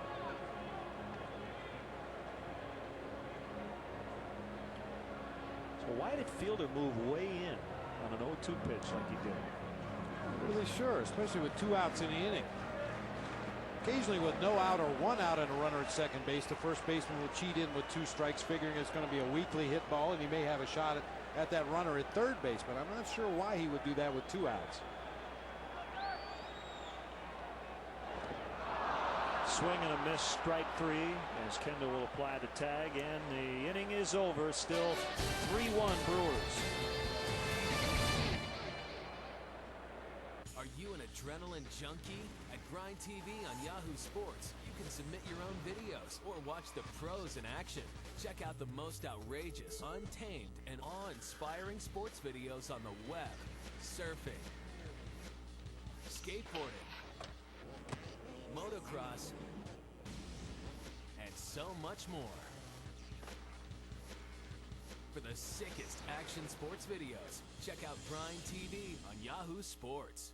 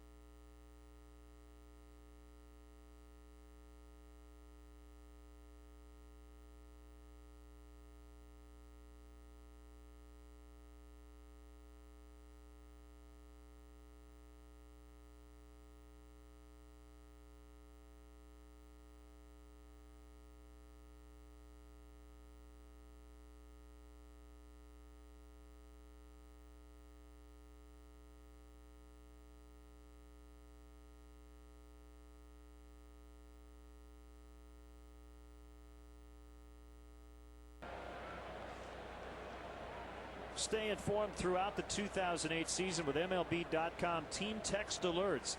Customize your mobile alerts, including news, game summaries, scores, and more. Sign up now by texting Get Cubs to 65246 or visit MLB.com/mobile. Well, a good comeback by Jason Marquis. He let the first 4 batters of the game reach, including Prince Fielder, who knocked in 3 with a double. He hasn't given up a run since. Beautiful look at downtown Chicago.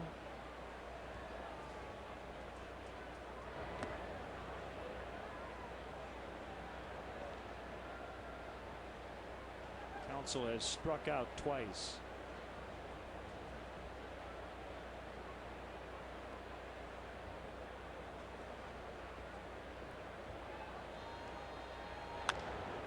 Ground ball, pulling Derek Lee to his right. Perfect feed to Marquis.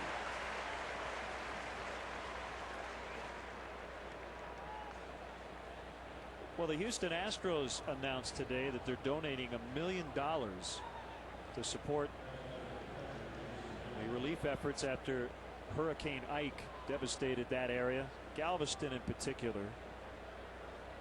The Cubs and the McCormick Foundation are raising funds for relief as well. You can call 866-242-5006 or visit McCormickFoundation.org to contribute. Bunted foul by Kendall.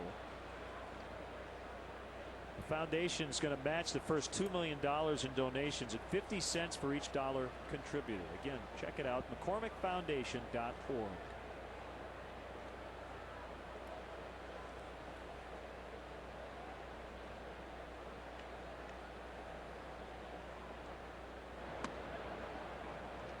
Slow breaking ball outside.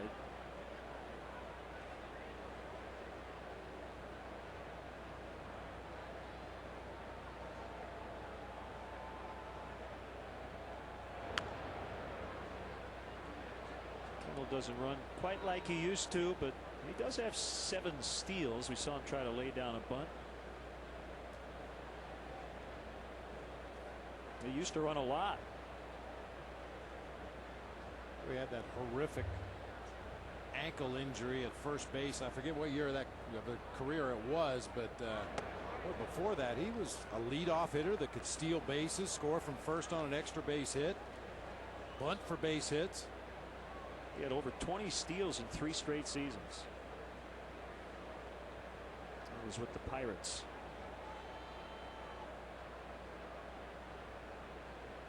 That was a long time ago. Full count.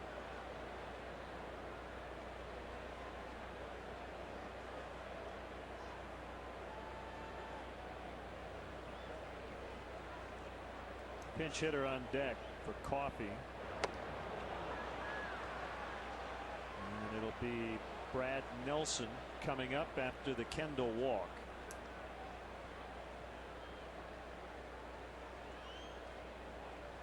Marquis' 4th walk of the night.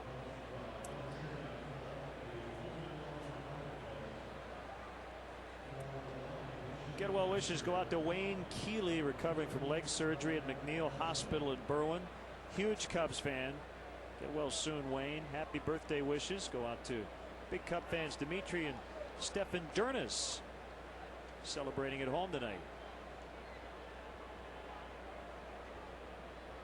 Big Cub fan Sean Doty turning 34 here at the ball game.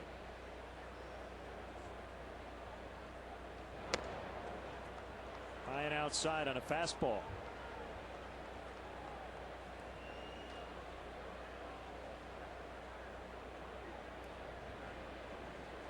Saw Villanueva last night.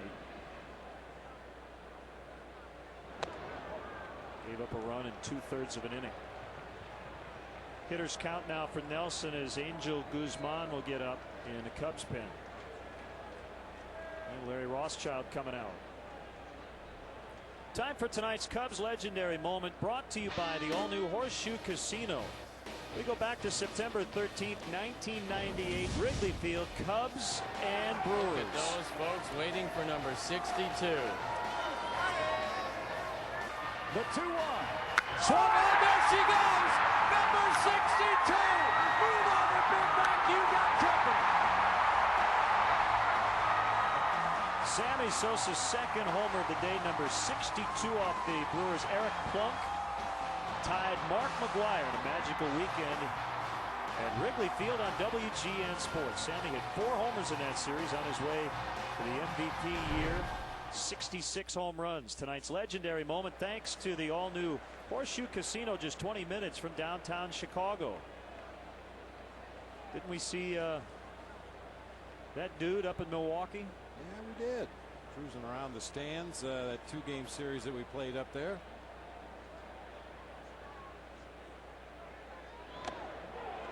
Foul tip, 2-2 on Brad Nelson. Got his first major league hit against the Mets on September 2nd. Neil Kotz up along with Guzman.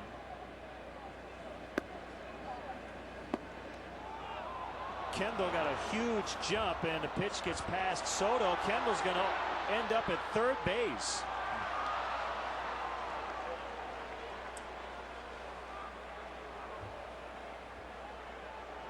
Stolen base to get him to 2nd. And a wild pitch allowing him to motor to 3rd.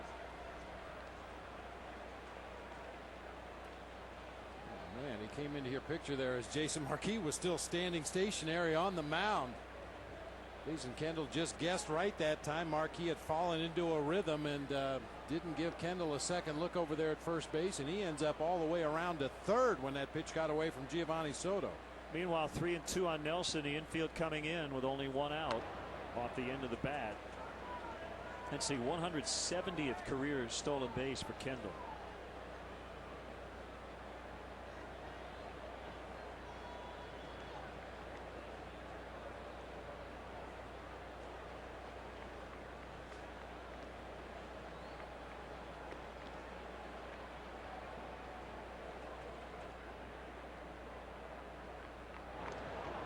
Good block by Soto as Nelson walks, and that might be it for Marquis. Here comes Lou.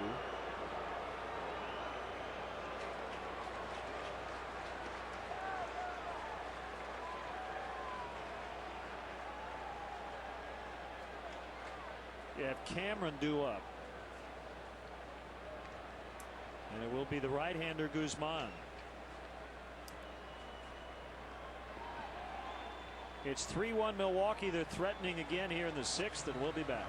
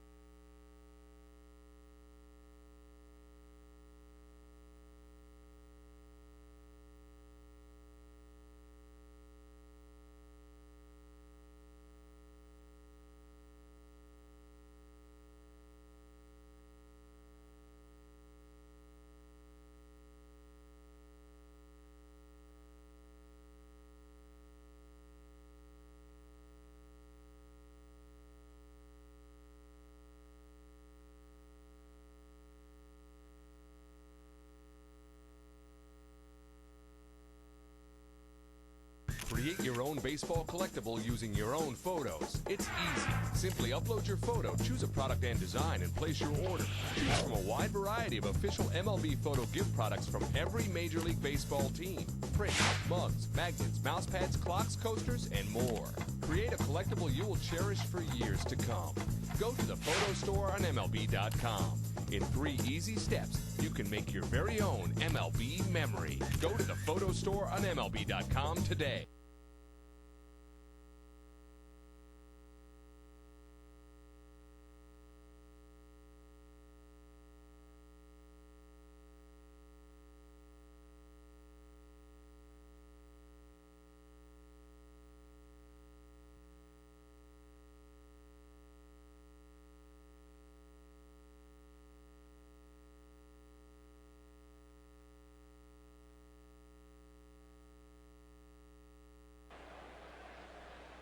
Hey, music fans, the alternative rock post-grunge band Live is coming to the House of Blues Chicago this Sunday night, part of the Bud Light Music Series. Tickets are available through Ticketmaster at 312-559-1212, Ticketmaster.com, or the House of Blues box office. Live, brought to you by Bud Light. Bud Light keeps it coming.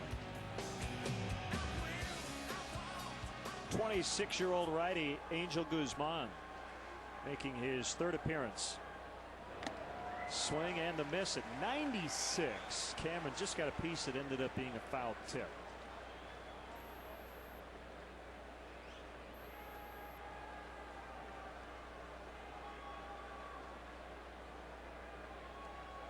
First and 3rd with only 1 out. 2 walks, stolen base, a wild pitch. As Nelson lumbering towards second, he took off. And it was hit foul. Haven't seen much of Brad Nelson, but just looking at him, I'm assuming he doesn't steal a ton of bases. Well, he did have 13 bags at AAA Nashville this year. Had a pretty good season down there. 18 homers, 36 doubles, and he did have 13 stolen bases.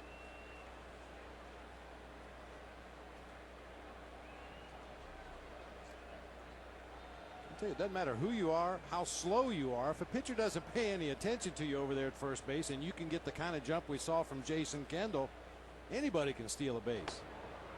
Too high, 1-2.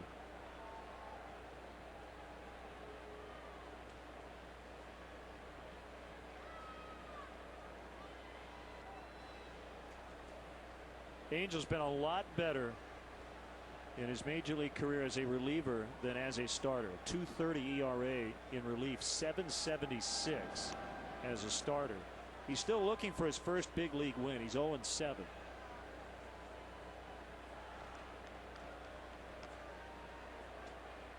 Coming back from Tommy John surgery.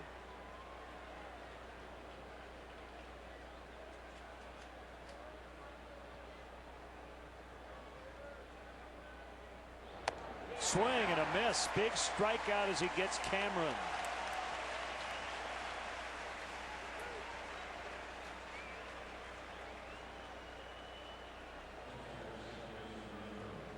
Fastball up. Pitches up above the belt, out over the plate to Mike Cameron. Just can't catch up to it.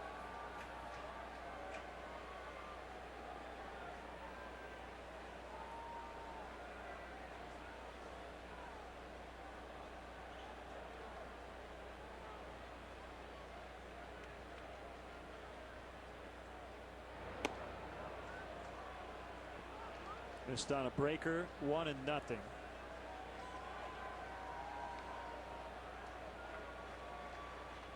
Well, the Brewers talked about being more aggressive offensively under their new manager, Dale Swain. Saw Kendall steal a base, got an extra bag on a wild pitch, and then Brad Nelson took off on what ended up being a foul ball. Just trying to make some things happen. Well, that would seem to be a weapon the Brewers would use more often, running the bases. They've got several guys in this lineup that are capable of stealing a base.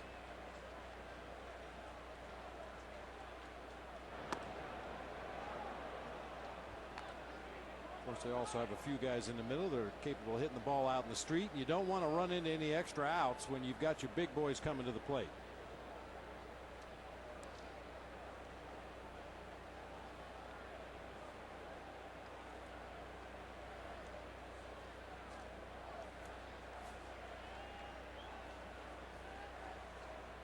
The 2-1 on the way is outside.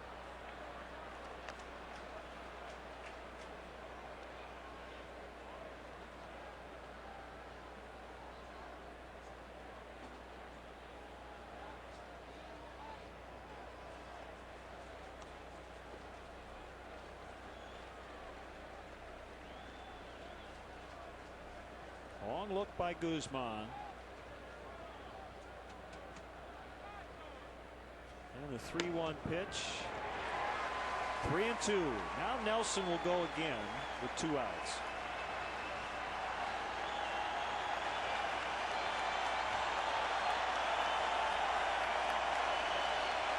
That's more like it. Things have been fairly quiet tonight. Just the leadoff homer offensively from Ramirez. The Cubs have trailed throughout. Here's a pitch. Fouled back. That's a key point in the ball game, no question about it. The Cubs are well within striking distance, trailing by 2. They'll have their 2, 3, 4 hitters making their way to the plate in the bottom half of the 6th. This is a big out right here. Keep the Brewers right where they are.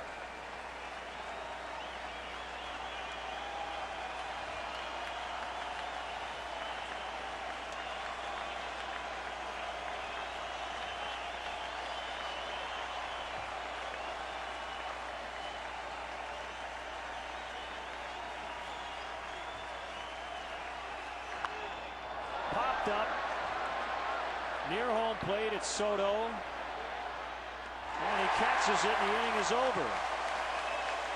2 walks in the inning, but no runs. We'll go to the last of the 6th. It's 3-1.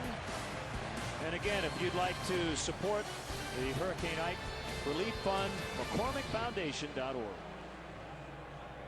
Create your own baseball collectible using your own photos. It's easy. Simply upload your photo, choose a product and design, and place your order. Choose from a wide variety of official MLB photo gift products from every Major League Baseball team. Prints, mugs, magnets, mouse pads, clocks, coasters, and more. Create a collectible you will cherish for years to come. Go to the photo store on MLB.com. In 3 easy steps, you can make your very own MLB memory. Go to the photo store on MLB.com today.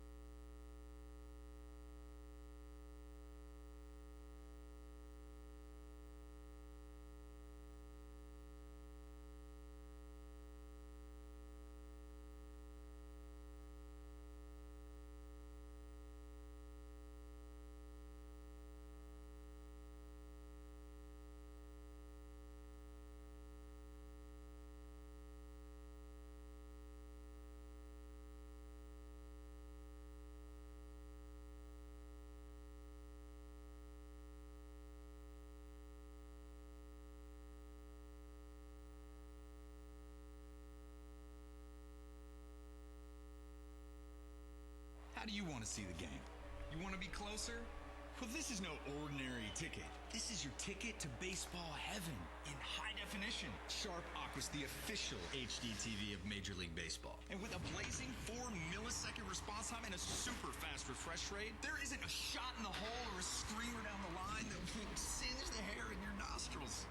It will change your baseball-loving life.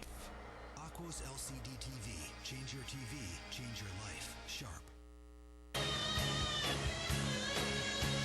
Nothing's ever gonna stand now. Nothing's ever gonna stand now. Nothing's ever gonna stand our way again. Nothing's ever going to stand in my way again. Jeff Tweedy and Wilco. Summer teeth release. Tonight's Bud Light Fan Camp. Bud Light keeps it coming. 3-1 Brewers, bottom of the 6th. Carlos Villanueva is the 4th Brewer pitcher. He works to Mike Fontenot, pops it foul, out of play.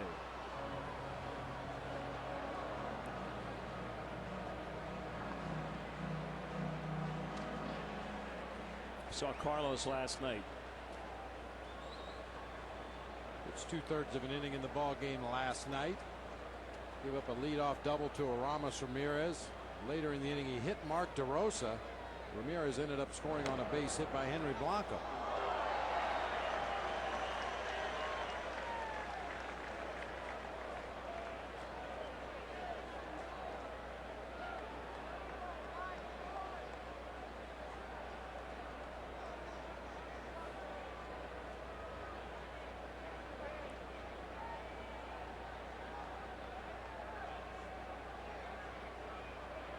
Oh, 2. Now 1-2.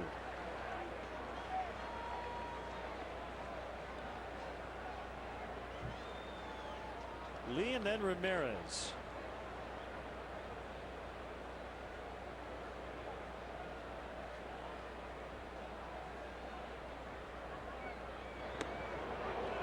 Got him.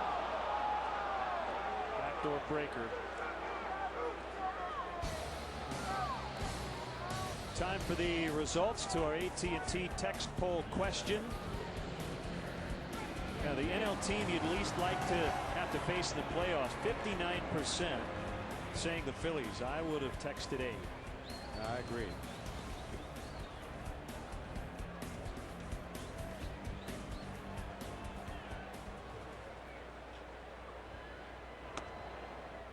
They're all beatable. Was it you respect everyone, you fear none? That's correct.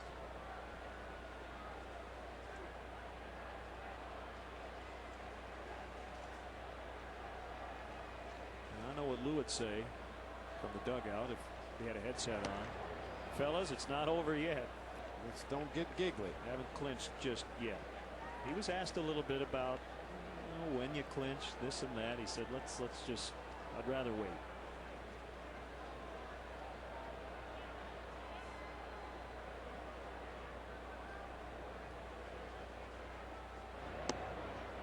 Two and one. Well, even Mike Scioscia over in the American League West, his Angels just cruising along with an 18-game lead over the second-place Texas Rangers, and yeah, he was asked the same kind of questions as they got closer and closer to clinching that division, and he didn't want to talk about the postseason. The managers hesitate to talk about anything too far off into the future because things can change so quickly in this game. Injuries are always a part of your plans. Guys are either on top of their game and very effective, or maybe on the other side of their game and a little less effective, and that certainly could alter the plans that you want to make for the future.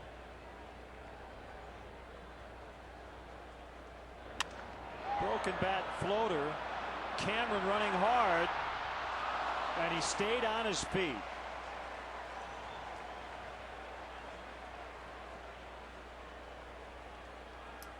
I'm not surprised he caught it, but the fact that he didn't have to dive for it, pretty remarkable. Well, 3 gold gloves, and no matter what he does offensively, he brings that leather every day. Covers a tremendous amount of ground, great speed, great instincts.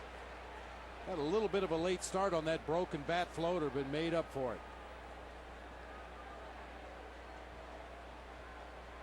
Lou saw a few catches like that when he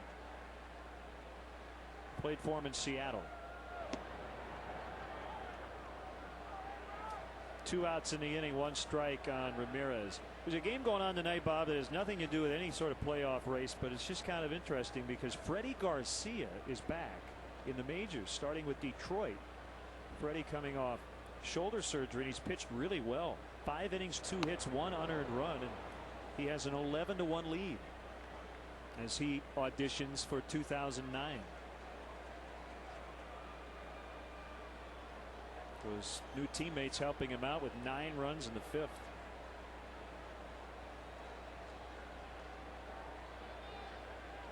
He made just 11 starts with the Phillies last year. Past Kendall, 1 and 2.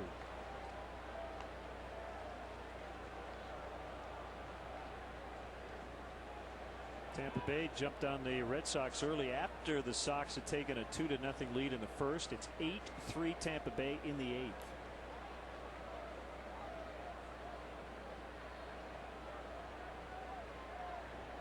White Sox lost at Yankee Stadium 5-1, and the Twins are 4-4 in Cleveland in the bottom of the 7th. Indians with the Twins within 2 of the White Sox in the AL Central. Tampa Bay with a 1-game advantage over the Red Sox in the East. As Bob said, the Angels have already won the West.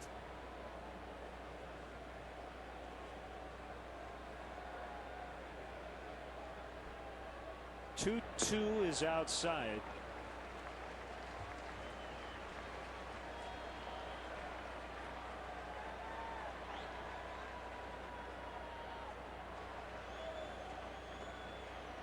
Seth McClung has joined Mitch Stetter. He is scheduled to start on Friday. This may have changed a little bit with Sheets leaving early. Rocketed past Counsell. Inning still alive.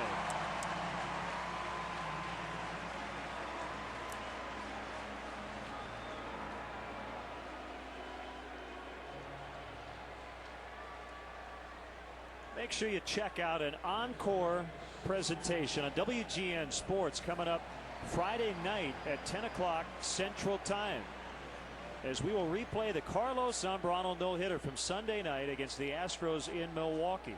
That'll be on both WGN Local and WGN America. And it's Carlos Zambrano bobblehead night tonight. Good timing. They had that planned before the no-hitter. Mitch Stetter's going to come in with Jim Edmonds due up. There it is. Throw us to a break, Carlos.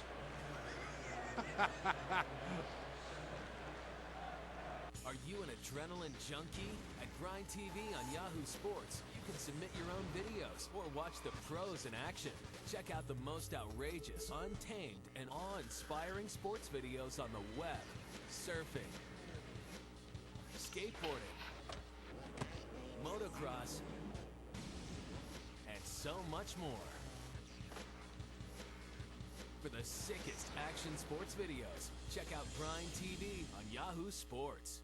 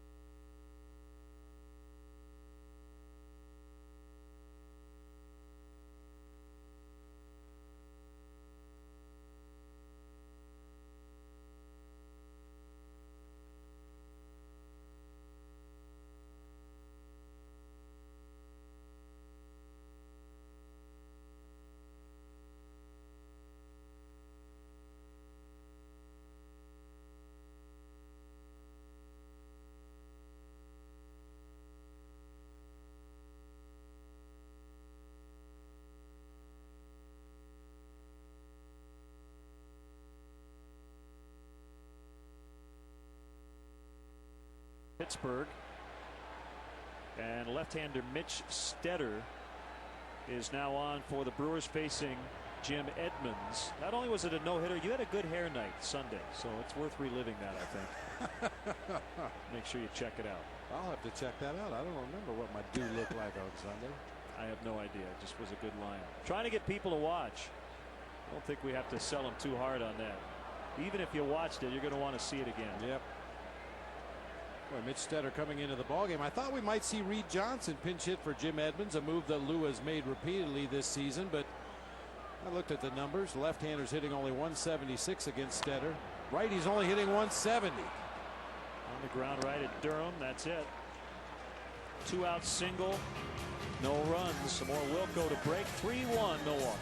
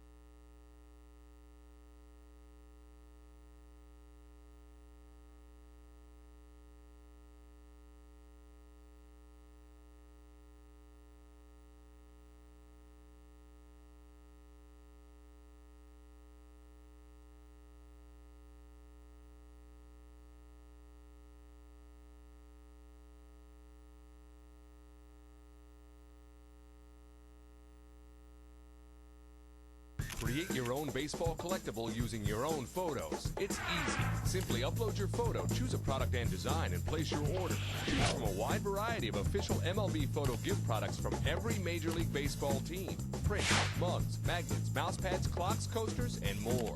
Create a collectible you will cherish for years to come. Go to the photo store on MLB.com. In 3 easy steps, you can make your very own MLB memory. Go to the photo store on MLB.com today.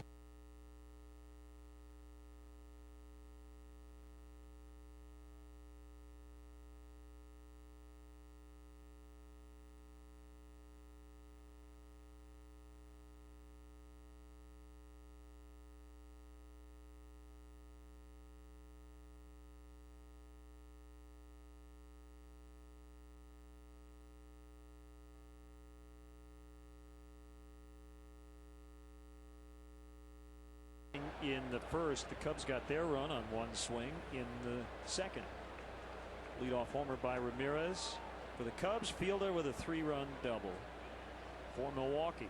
Angel Guzman still in there to start the 7th.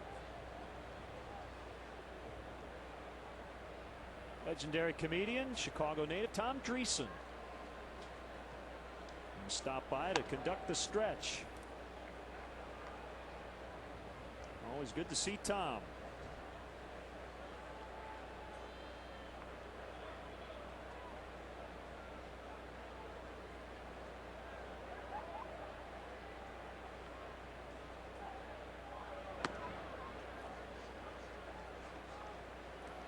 One and one on Ryan Braun.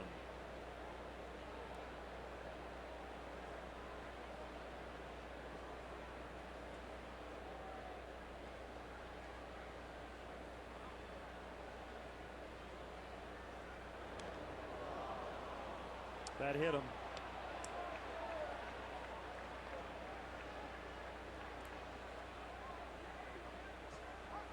The leadoff hit batter. A tailing fastball up and in, and Braun just kind of walks right into it. That ball hits him on the back arm.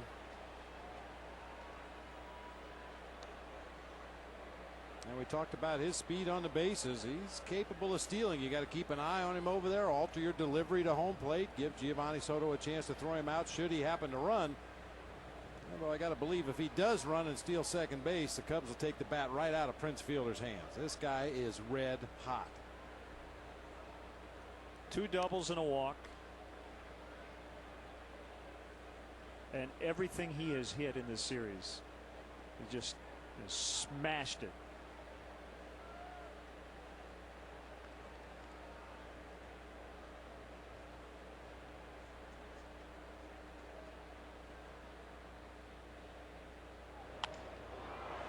Another ball that's going to get down for Fielder. Edmonds is going to throw towards third. Not in time. Well, this is right on time. Our AM/PM too much good stuff. Brewers offense has been all about Prince Fielder in this 2-game series so far. Creamed to double down into the right field corner, driving home a run. Absolutely crushed that ball into the gap in right center field, and most recently a little floater out into the gap in right center that also dropped for a base hit. Too much good stuff, Prince Fielder. Thank you, AM/PM. I think he hits the ball harder consistently than any major leaguer we see. Going back maybe to Ryan Klesko. I think he's kind of taken over for him. I think Gary Sheffield myself. Yep. You know, when Gary Sheffield got hot, he could hit line drives as hard as any player in the game. And going all the way back to my playing days, Dave Parker of the Pittsburgh Pirates. Man, he used to handcuff outfielders with line drives.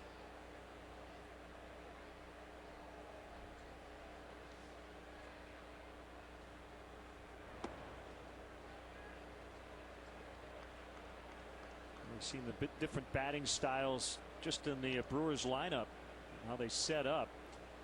Craig Counsell with his hands way above his head. J.J. Hardy holds the bat as far away from his body as you possibly can.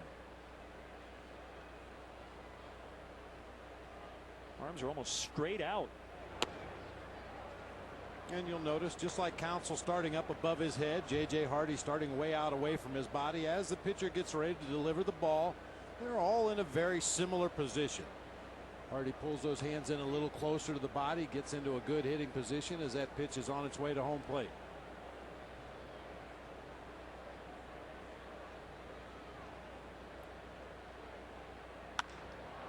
Right center. DeRosa is going to have to run after it. And while he pursues, Braun scores. Fielder stops at third. It's a double for Hardy. He has 3 hits.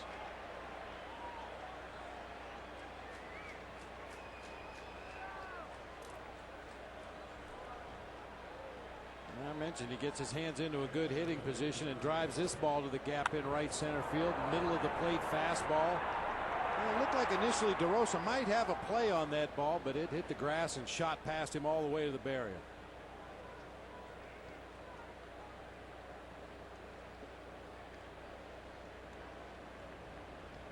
Kevin Hart getting loose. 4-1 Milwaukee. Their first run since the opening inning.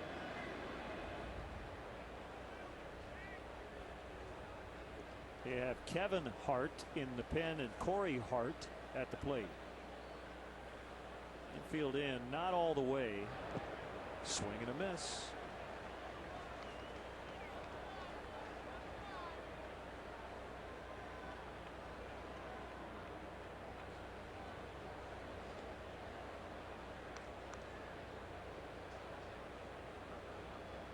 The Angels sure could use a strikeout.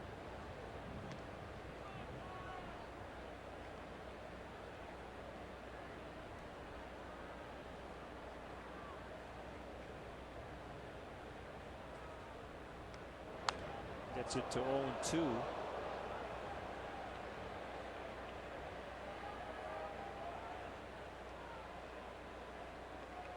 Even though Ben Sheets went just 2 innings before leaving with right forearm tightness, Cubs have been held to just 3 hits. DeFelice, Coffey, Villanueva, Stetter. They haven't given up a run. Milwaukee adding on here in the 7th.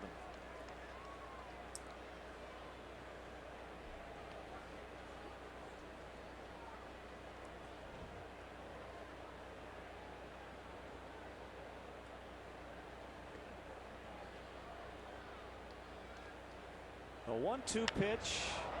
Soriano comes over. That one gets down. And they get 2 more. And it's 6-1.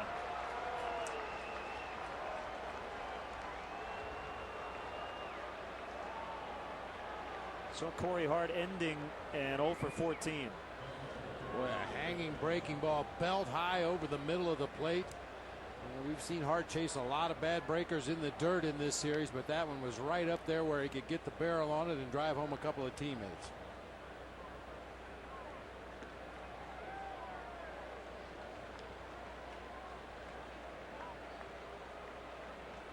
And that'll end the night for Guzman. Still no outs.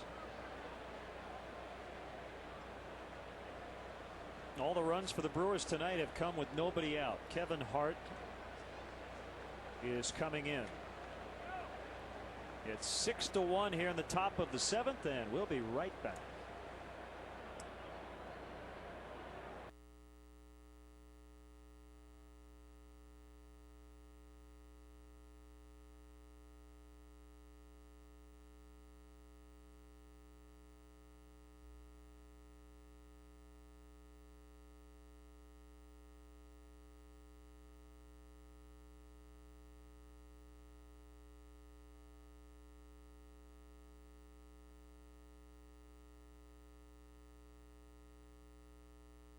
How do you want to see the game? You want to be closer? Well, this is no ordinary ticket. This is your ticket to baseball heaven in high definition. Sharp Aqua's the official HD TV of Major League Baseball. And with a blazing 4-millisecond response time and a super fast refresh rate, there isn't a shot in the hole or a streamer down the line that won't singe the hair in your nostrils. It will change your baseball-loving life. Aqua's LCD TV. Change your TV, change your life. Sharp. Are you an adrenaline junkie? At Grind TV on Yahoo Sports, you can submit your own videos or watch the pros in action. Check out the most outrageous, untamed, and awe-inspiring sports videos on the web, surfing, skateboarding, motocross, and so much more. For the sickest action sports videos, check out Grind TV on Yahoo Sports.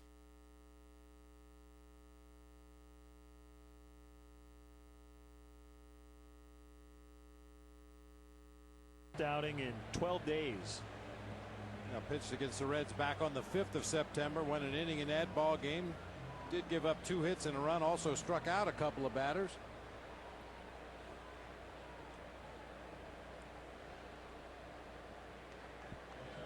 And a tough night for the home team.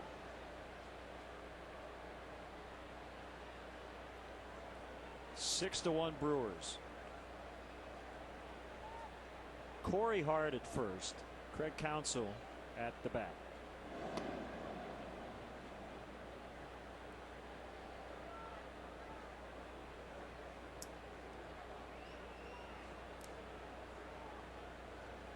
Pitching matchup tomorrow. Dave Bush for Milwaukee. Rich Harden for the Cubs. It'll be Rich's first start in a week.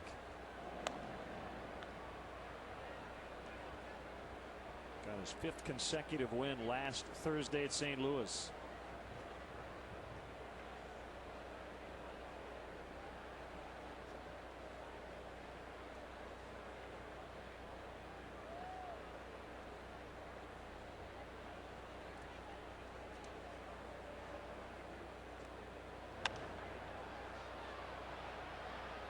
And that'll land in the seats. 41,200. Paid attendance.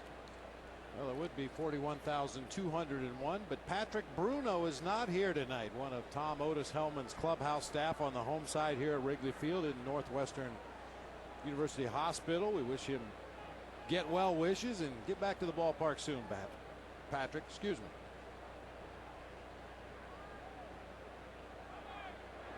Runner goes, and Soto. Did that hit him? Yeah, I think that hit Counsell. It didn't matter.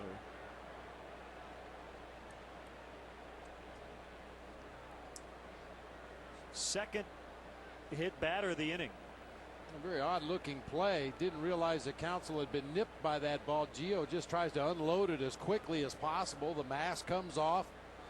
Off balance throw that he pulled to the shortstop side of the bag, but it was all for naught anyway. Counsell was hit at the plate, and Hart was going to get second base anyway.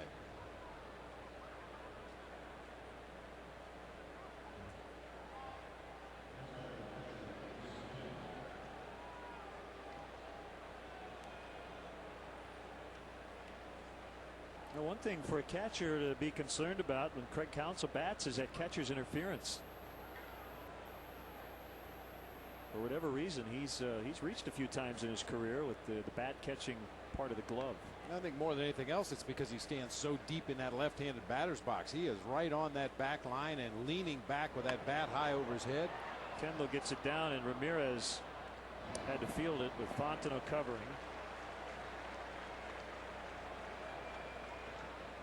5-4 on the sacrifice. And here's Mike Lamb, a pinch hitter.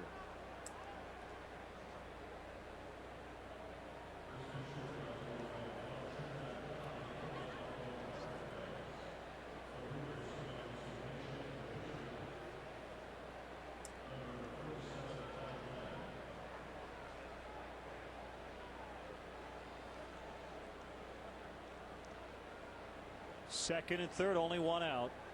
They have added 3 to their advantage. Everybody in on the infield. Ball 1.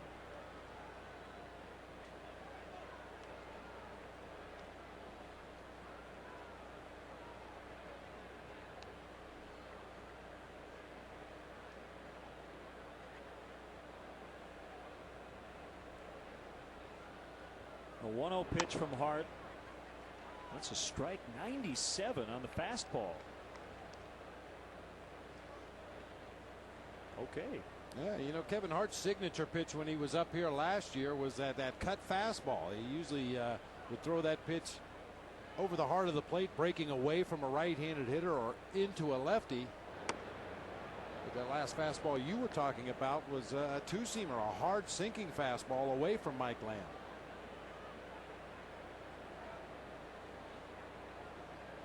Cubs got Kevin Hart from Baltimore prior to 2007.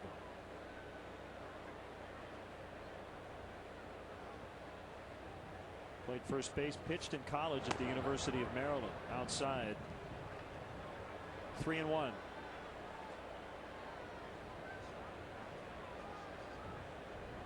There's Cameron on deck.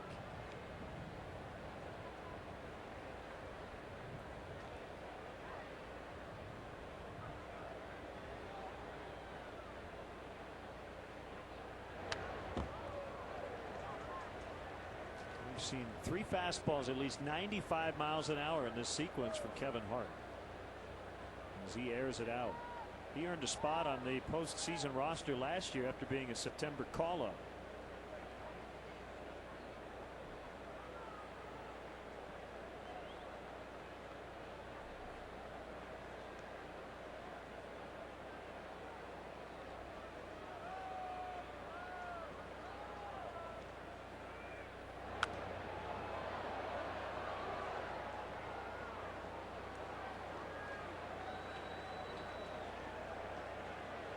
After tonight, just 4 home games left in the regular season and 7 on the road in New York and Milwaukee. Cubs do have that extra game that would be against Houston the day after the regular season, but that's only if it has playoff implications. Another 3-2. This one's golfed high in the air, not that deep. Hart is tagging. Soriano catches. Here comes the throw to the plate. Got him. He's out. Hart might have an argument here, but it's time to sing the stretch as they get 3. It's 6-1. Tom Dreesen. Are you ready? 1, 2, 3.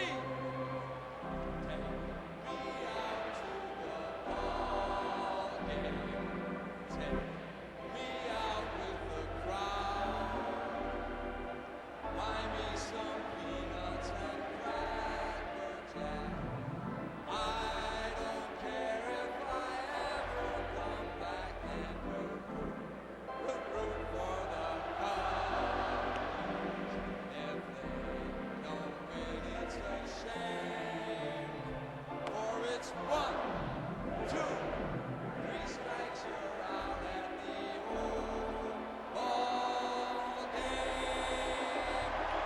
get some drops coming!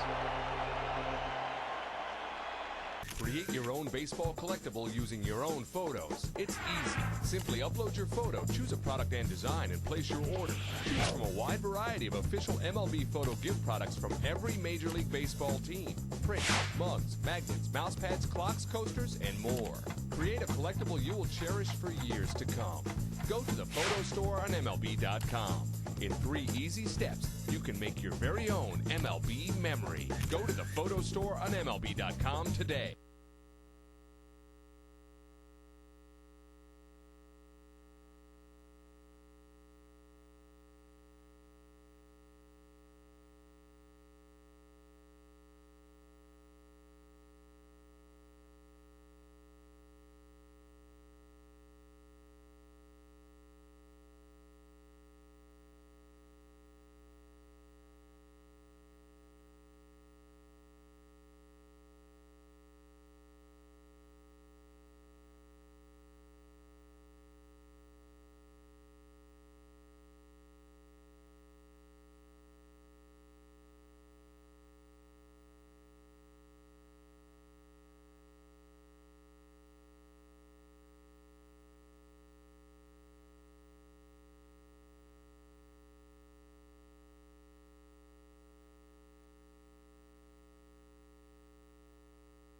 How do you want to see the game? You want to be closer? Well, this is no ordinary ticket. This is your ticket to baseball heaven in high definition. Sharp Aqua's the official HD TV of Major League Baseball. And with a blazing 4-millisecond response time and a super fast refresh rate, there isn't a shot in the hole. Gagne, it's a high fly to left, and Ryan Braun will catch it. Tom Dreesen with us. Tom, always a pleasure. Thank you so much. It's great to be up here, guys. I come to get some runs for the Cubs. Yeah, Cubs need them. They're down 5 right now. We've had a lot of fun here at Wrigley Field all season long. Tough night tonight, but it's been great for me out in California. I get the Cub games out there, and all of our Cub fans out there come to my house, and we root. And it's just been an exciting year. And the other day with that no-hitter and then the one-hitter the next day was more than I could handle. That was a Major League first, Tom. That had never happened in the history of Major League Baseball. A no-hitter and a one-hitter dealt by the same team in back-to-back days. Unbelievable. I used to watch this guy Gagne pitch out on the West Coast, and they called him game over in those days. He was lethal, nasty. Let's hope he's not so nasty tonight. Well, you can catch a replay of Zambrano's no-hitter Friday night, 10 o'clock Central on WGN and WGN America. Be rerunning it. Gio for MVP. A lot of good options for MVP on this team. That's a slow curveball for a strike. You have a book out, new book. Yeah, Tim Reed and I were America's first black and white comedy team, and we were the last. And so Ron Rappaport, as you know, who with the Chicago Sun-Times writer, is retired now, but he wrote the narrative of the book. Tim and I wrote it with him, and it's exciting. It's really exciting. We're getting rave reviews. David Letterman was the first to read it. He read the manuscript, and he's written some good reviews on it now, as well as Smokey Robinson gave us some good reviews. Tavis Smiley. And we're signing tomorrow in the Loop at noon to 2 at the Borders, right across the street from Chicago Theater, and then out in Beverly at 7 p.m. on 95th Street, and then Saturday in Naperville at the Barnes & Noble at 2:30. Yeah, so you're busy. It's a good busy, though. It's really a good busy. Next week we're going to do Letterman on the 23rd. Tim Reed and I. Tim, who's here with me today, he's up in the booth here. He's we're going up to do the David Letterman show on the 23rd. Tim, you remember, was WKRP Cincinnati, right. Venus Flytrap, Sister. A lot of great shows. There's Tim Reed. Yeah, there's Tim. Hey, wave, Tim. There's a lot of there were no black and white comedy teams in those days, but today there's a couple. McCain and Obama. There's a new one out there. You think you get mail on that? Yeah, I don't know. We'll see. We'll find out. Nobody's laughing. It's an interesting election year. I'll tell you, election years, they're great for comedians, right? Oh, perfect, yeah. Tim and I would like to do Saturday Night Live where he would play McCain and I'd play Obama. I like it. That's J.J. Hardy as he throws to first. The pride of Harvey, Illinois. Tom Dreesen. Can't wait to read the book. Thanks for stopping by as always, Tom. Guys, it's great to be with you, and you're doing a great job this year. Thank you.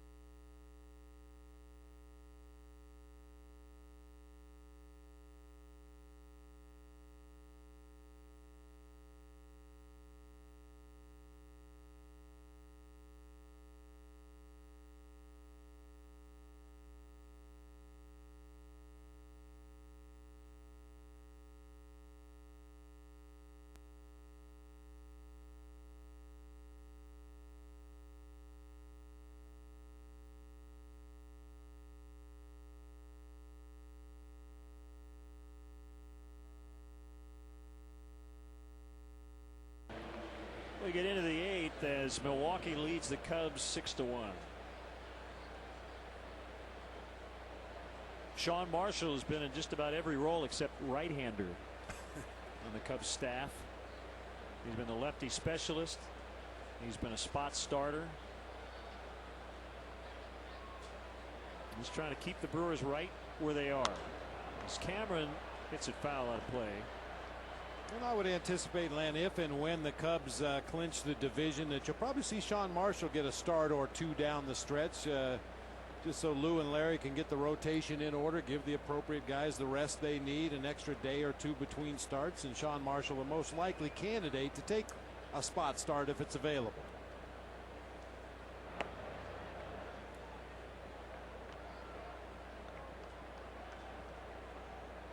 Well, Larry and Lou won a World Series back in 1990 together with the Cincinnati Reds. Larry was the bullpen coach that year. Later had become Lou's pitching coach.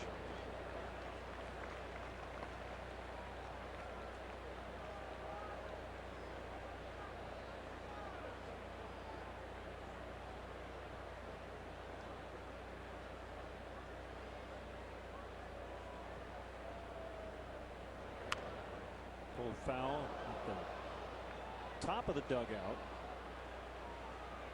Actually bounced back onto the field. Garth Orge. That fan had 2 shots at it. Not going to get a third. Yeah. Oh, and they dropped it. Photographers looking for it. Steve Green. It's like a wedding. Catch it.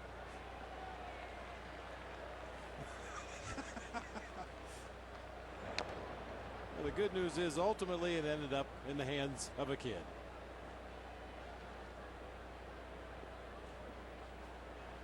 I'll tell you, he's got everybody positioned properly. He just can't seem to make a play. Right there for him.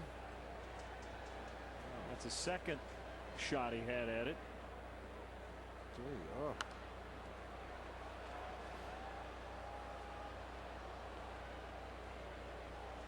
Well, just drive in more than you let in, buddy. Obviously not in the lineup for his glove.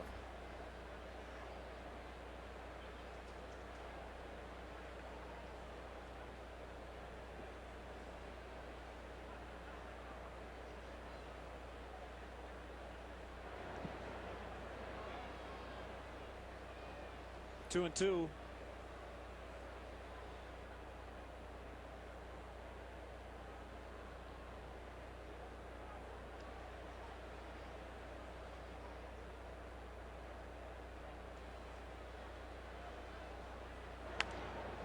Is he going to have another shot?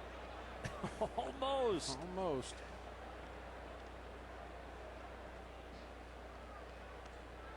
Well, he has a good sense of humor about it.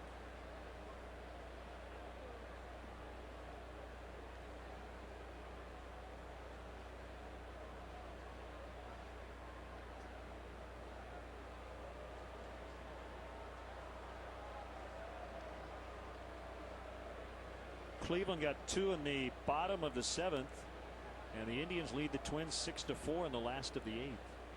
Tampa Bay did beat the Red Sox 10-3.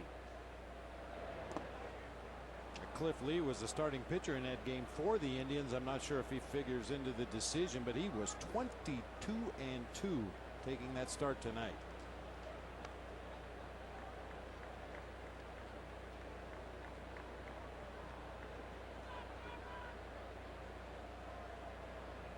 He will not factor in. Edmonds catches a liner.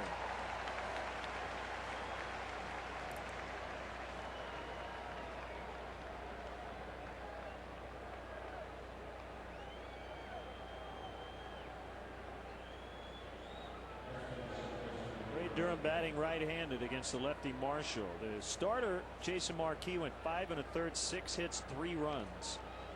All those runs were allowed in the first inning. He battled tonight.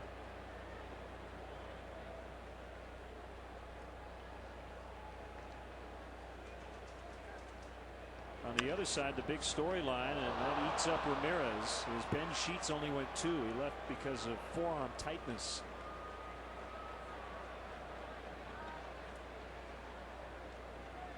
It's a hit for Durham.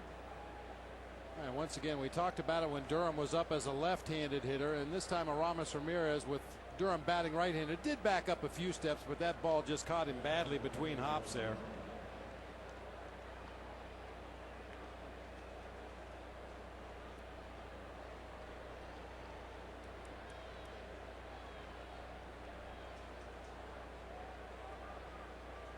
About a double play ball and keep the big guy in the on-deck circle.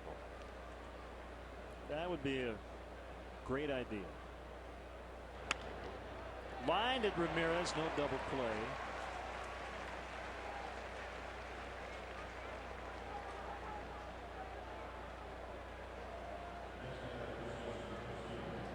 Another hitless night for Ryan Braun, even though he walked and scored back in the first, was hit by a pitch and scored in the 7th inning.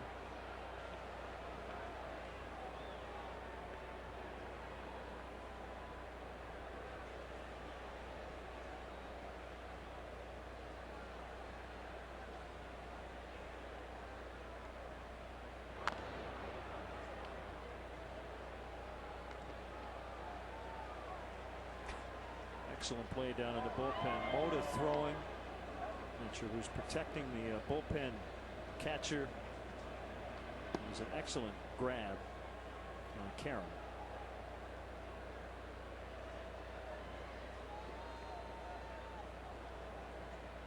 Kick and the pitch. Popped up. Ramirez the only guy over there. And he'll get it in foul territory. That ends the top of the 8th. Bottom 8 coming up.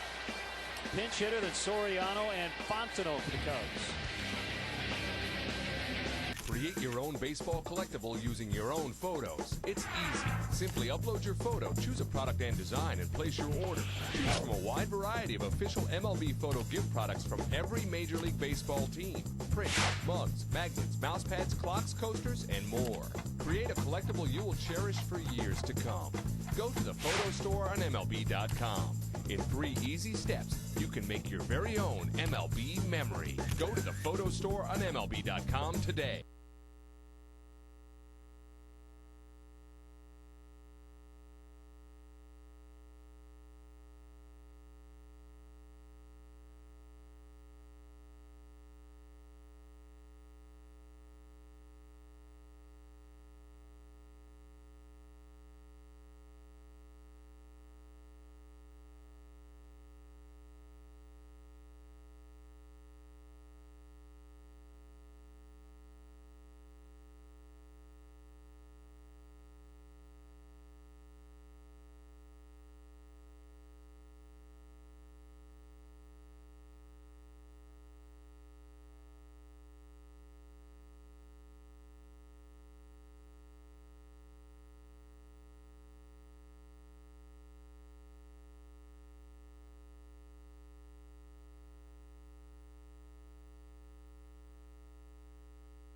How do you want to see the game?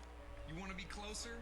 Well, this is no ordinary ticket. This is your ticket to baseball heaven in high definition. Sharp Aqua's the official HD TV of Major League Baseball. And with a blazing 4-millisecond response time and a super fast refresh rate, there isn't a shot in the hole or a streamer down the line that will singe the hair in your nostrils. It will change your baseball-loving life. Aqua's LCD TV. Change your TV, change your life. Sharp.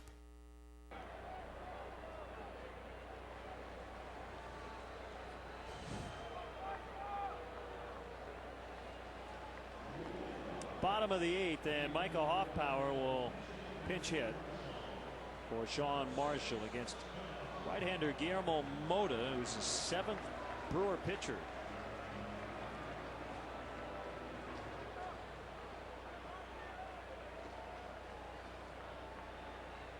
I think next year, Len, the last month of the season, in my scorebook, I'm going to have different pages with a lot more slots for the relief pitchers, because it's filled up my book tonight. You need a September card. Yeah.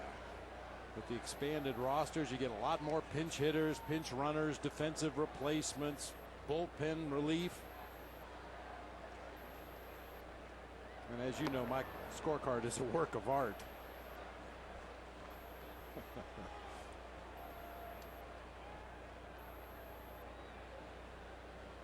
I learned everything I know about keeping score from Ron Santo. Let's just put it that way.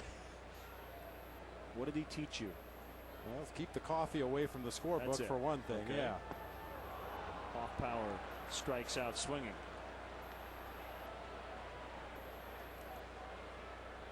I learned my scoring system for the most part from Bob Uecker. Got a chance to work a couple of games with Bob many years ago. And he and his partner Jim Powell, they keep one book. And Bob's doing play-by-play. He writes in all the information. There's Mr. Baseball, longtime voice of the Brewers, and then he hands the book over to Jim. So when I filled in for Jim, I had to learn Ueck's scoring system, and it's a good system. Not everybody can read it, but I can. That's the key.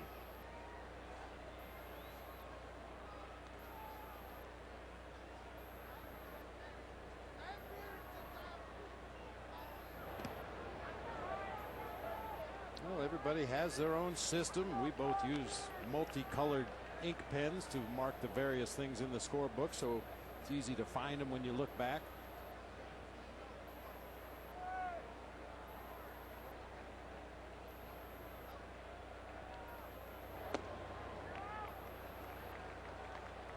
Two and one on Soriano. A lot of fans like to find that game program, the scorecard, and follow along. Sometimes it's tough though when you're sitting in the seats and maybe you have to hit the restroom or something. You have to rely on the people around you to keep you up to date. It's our production truck. Who scribbled that stuff? Is that Mark Brady, associate producer? Ball four. Well, again, if he can read it, that's all that matters. Might have been Mark Stencil. Not him.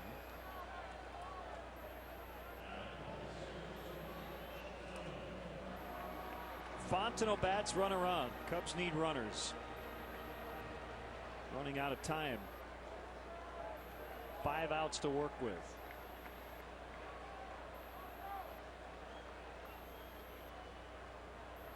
And this has been, Bob, a much maligned bullpen. They've had their problems,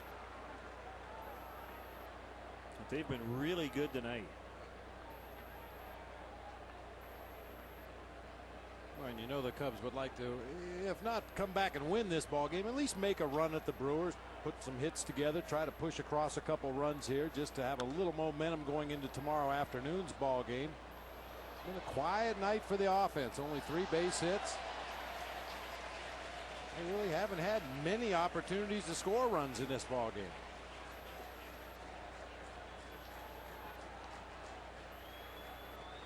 With Soriano getting on, he's the first of the top 3 batters in the Cubs order to get on base at all.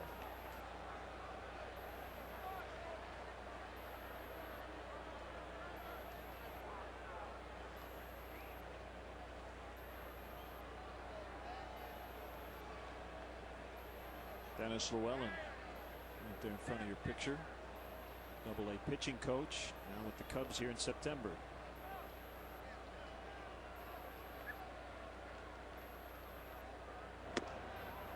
Low and inside. It's a real nice bonus for the minor league managers and coaches that get called up in September, along with the players that are added to the major league roster.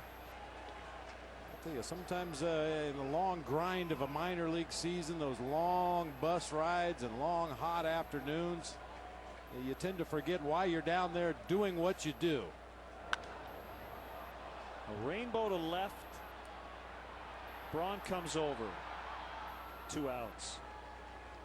Then the opportunity to come up to the major league club for the last month of the season and contribute a little bit, throw a little batting practice, work with some of the players.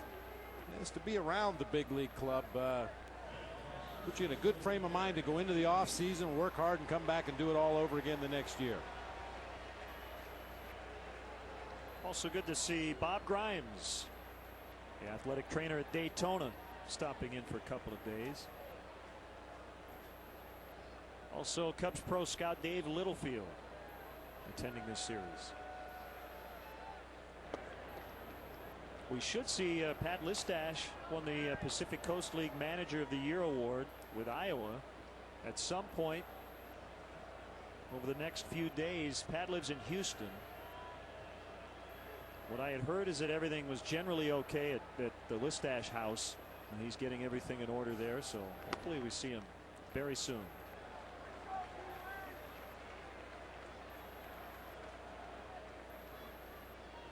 Two and 0 on D. Lee.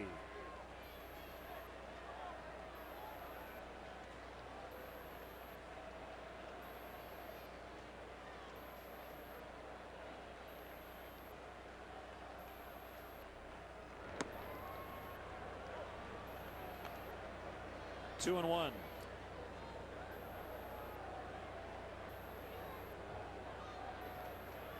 There's their closer, Solomon Torres. My guess is even if the Brewers are up 11 runs, Dale Swaim, and trying to get his first major league win as a manager and break their 5-game losing streak, he's going to go with Torres. Well, Raleigh Fingers is not available, so yeah, he wants to bring home that first win any way he can.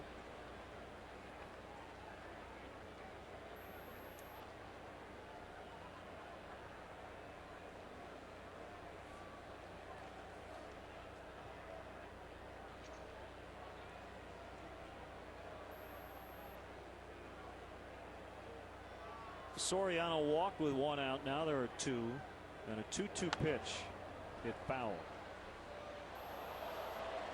We'll see Hall of Famer Ryne Sandberg coming up, the Peoria manager, on Friday. Tomorrow Patrick Kane and Jonathan Taves from the Blackhawks will conduct the stretch. Rhino on Friday, actor and Chicago native Vince Vaughn on Saturday, and the grounds crew accompanied by special guest Jim Belushi on Sunday. It's an annual tradition, the final home game. Won't be the final home game most likely, but in the regular season it will be.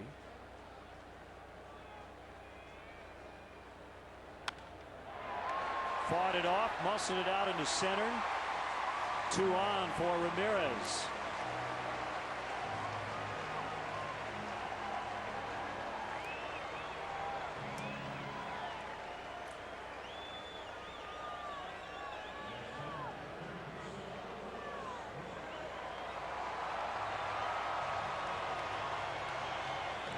Ramirez with the best numbers of any Cub hitter against Guillermo Moto, a .333 lifetime hitter.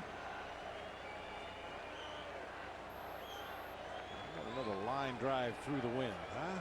And with Torres already up, I think Swaim would consider having him try to get the final 4 outs if this threat continues. Doesn't look like that's going to happen. They'll get the out at second. And we'll head to the 9th with Milwaukee leading 6-1.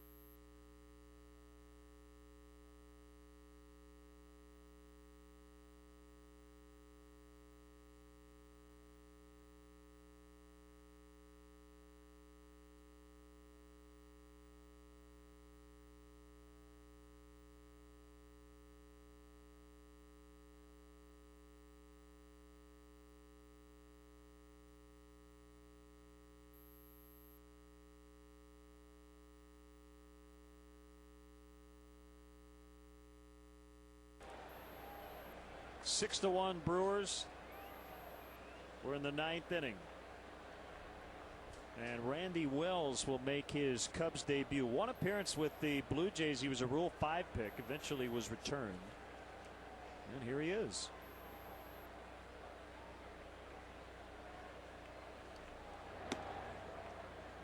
What a nice season down at AAA Iowa. In 27 appearances, went 10-4 with an ERA just over 4.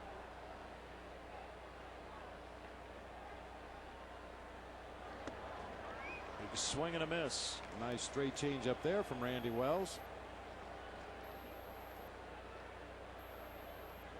Came back in April from the Blue Jays after making his big league debut.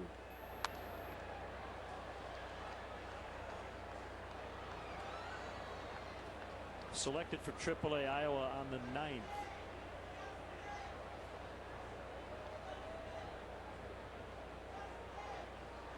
'38th round pick. In 2002, he attended Southwestern Illinois College. He's from Belleville, which is not too far from St. Louis.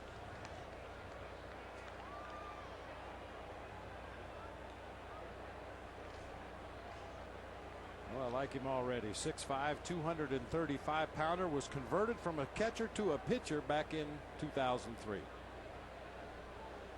Well, he strikes out. J.J. Hardy, that's his first major league strikeout. And the ball's going to stay in play. Good fastball up. He's shown a good straight changeup. Not overpowering with his stuff. His heater sitting in the high 80s, a changeup in the low 80s.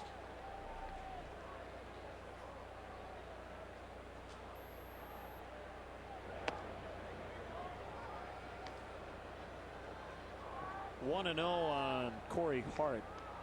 2-run single in the 7th, making it 6-1. That's where we stand in the 9th. Easy play for Terrio. A producer of tonight's Cubs broadcast, Pete Toma. Our director, Skip Ellison. Our associate producer, Mark Brady. The executive producer of Cubs baseball on Cubsnet, Bob Vorwald. Thanks as well to our studio coordinator back at WGN, Christina Ballas, and our entire crew here at Wrigley Field. Final night home game of the regular season.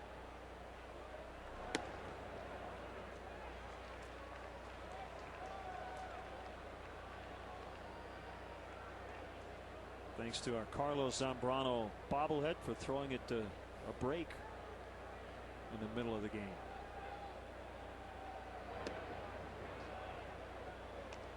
Threw it at 98 miles an hour to the break.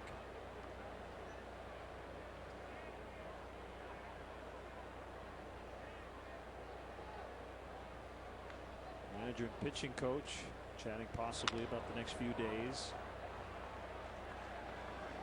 Randy Wells with a perfect 1-2-3, top of the 9th. Tough road here for the Cubs. They're down 5 with only 3 outs to go.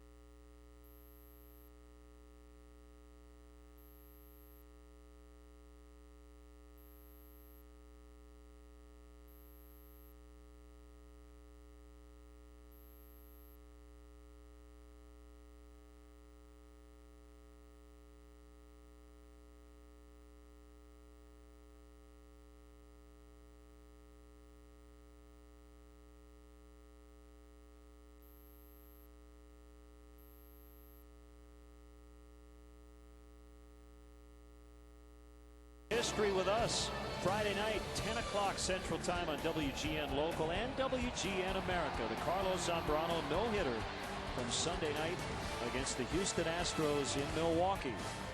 10 o'clock this Friday night. Solomon Torres in a non-save spot facing Jim Edmonds.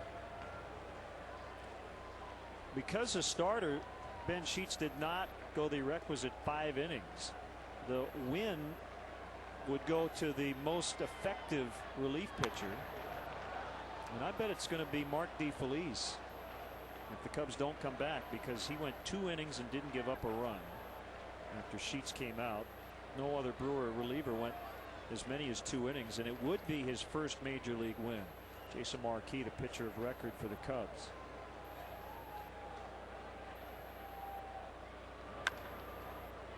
Durham over to his right, and he gets Edmonds.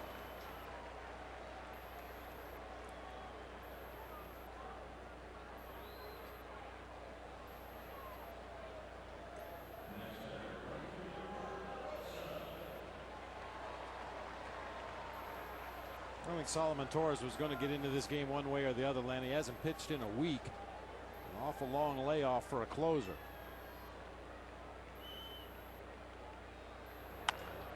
Comebacker base hit. The first of the series for DeRosa.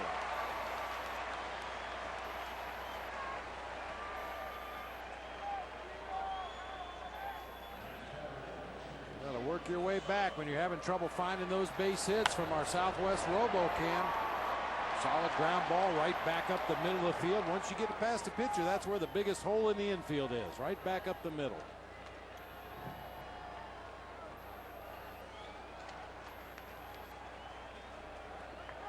Soto still looking for his first hit of the series. 0 for 6 with a walk. Nothing in 1. The magic number would remain at 4. The Cubs can't make a miraculous comeback here late. Durham can't get it. Well, the comeback has begun. First and third with 1 out.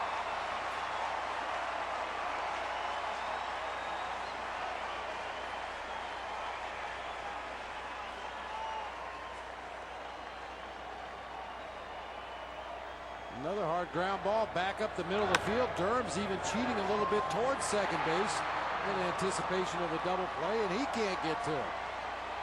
Let's have it cooking a little bit here.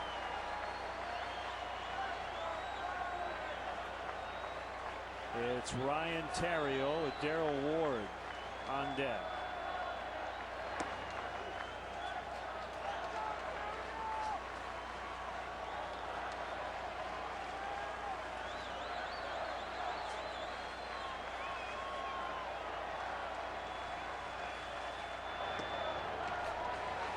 Two balls, no strikes.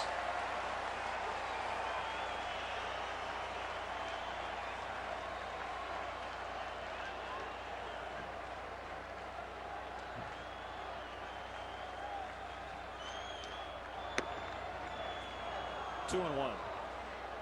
Torres took over as a closer in late May. He had considered retiring for a second time after he was traded last offseason from the Pirates to the Brewers. Dealt with elbow problems last year. 2 and 2. Well, it shouldn't be a surprise that he had elbow problems. This is his 377th appearance since '04. That's the most in the major leagues.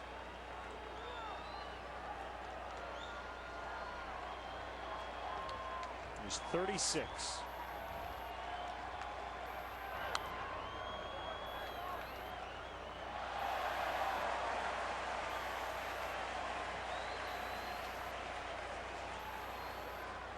Well, he stuck around and he ends up with a souvenir.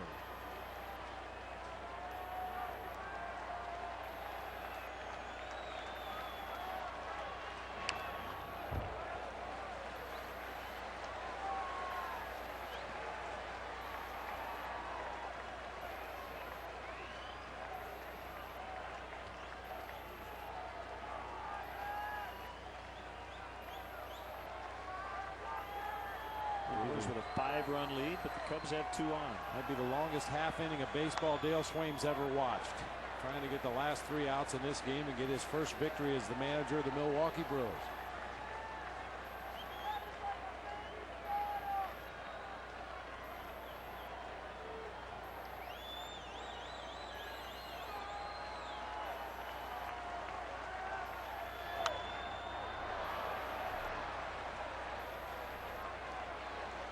Well, you are a coach and a manager. I mean, you take pride as a coach. You want to win every game as badly as anybody, but when you're the manager, it's a little different. All the questions are pointed at you after each game. 2-2, 3-2. What an at bat.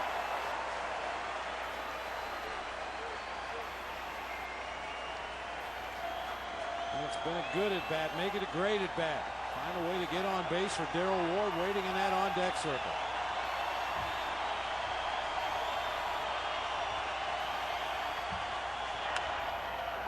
Terrio hustling, trying to break up a double play. He does as it gets past Fielder. It's now 6-2. There are 2 outs.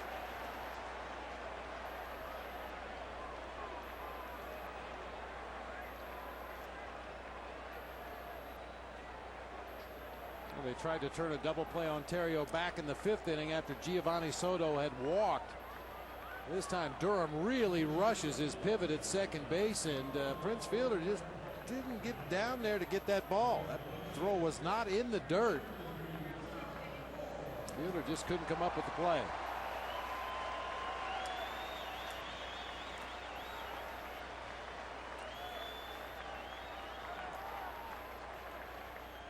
Terrio takes off for second. It's fouled into the Brewer dugout by Darrell Ward.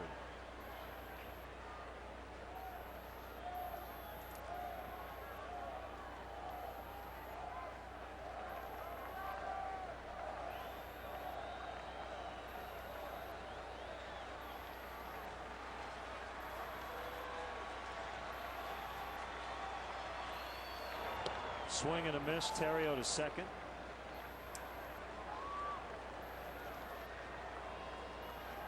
He does not get a stolen base. He did get an RBI on the fielder's choice. Can't assume the double play, so no error in that previous play. 0-2 on Ward.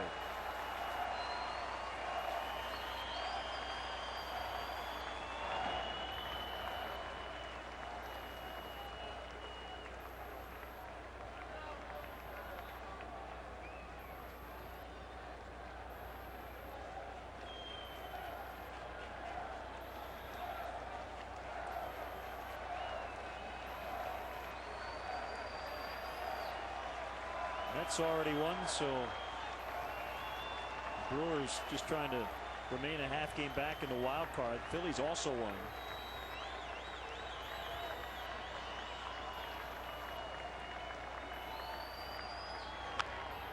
Ground ball. It's Durham to Fielder, and this ball game has come to an end as Dale Swaim gets his first win as a major league manager. He's 1-1. The final score, Milwaukee 6, the Cubs 2. Rubber game tomorrow. We'll be back.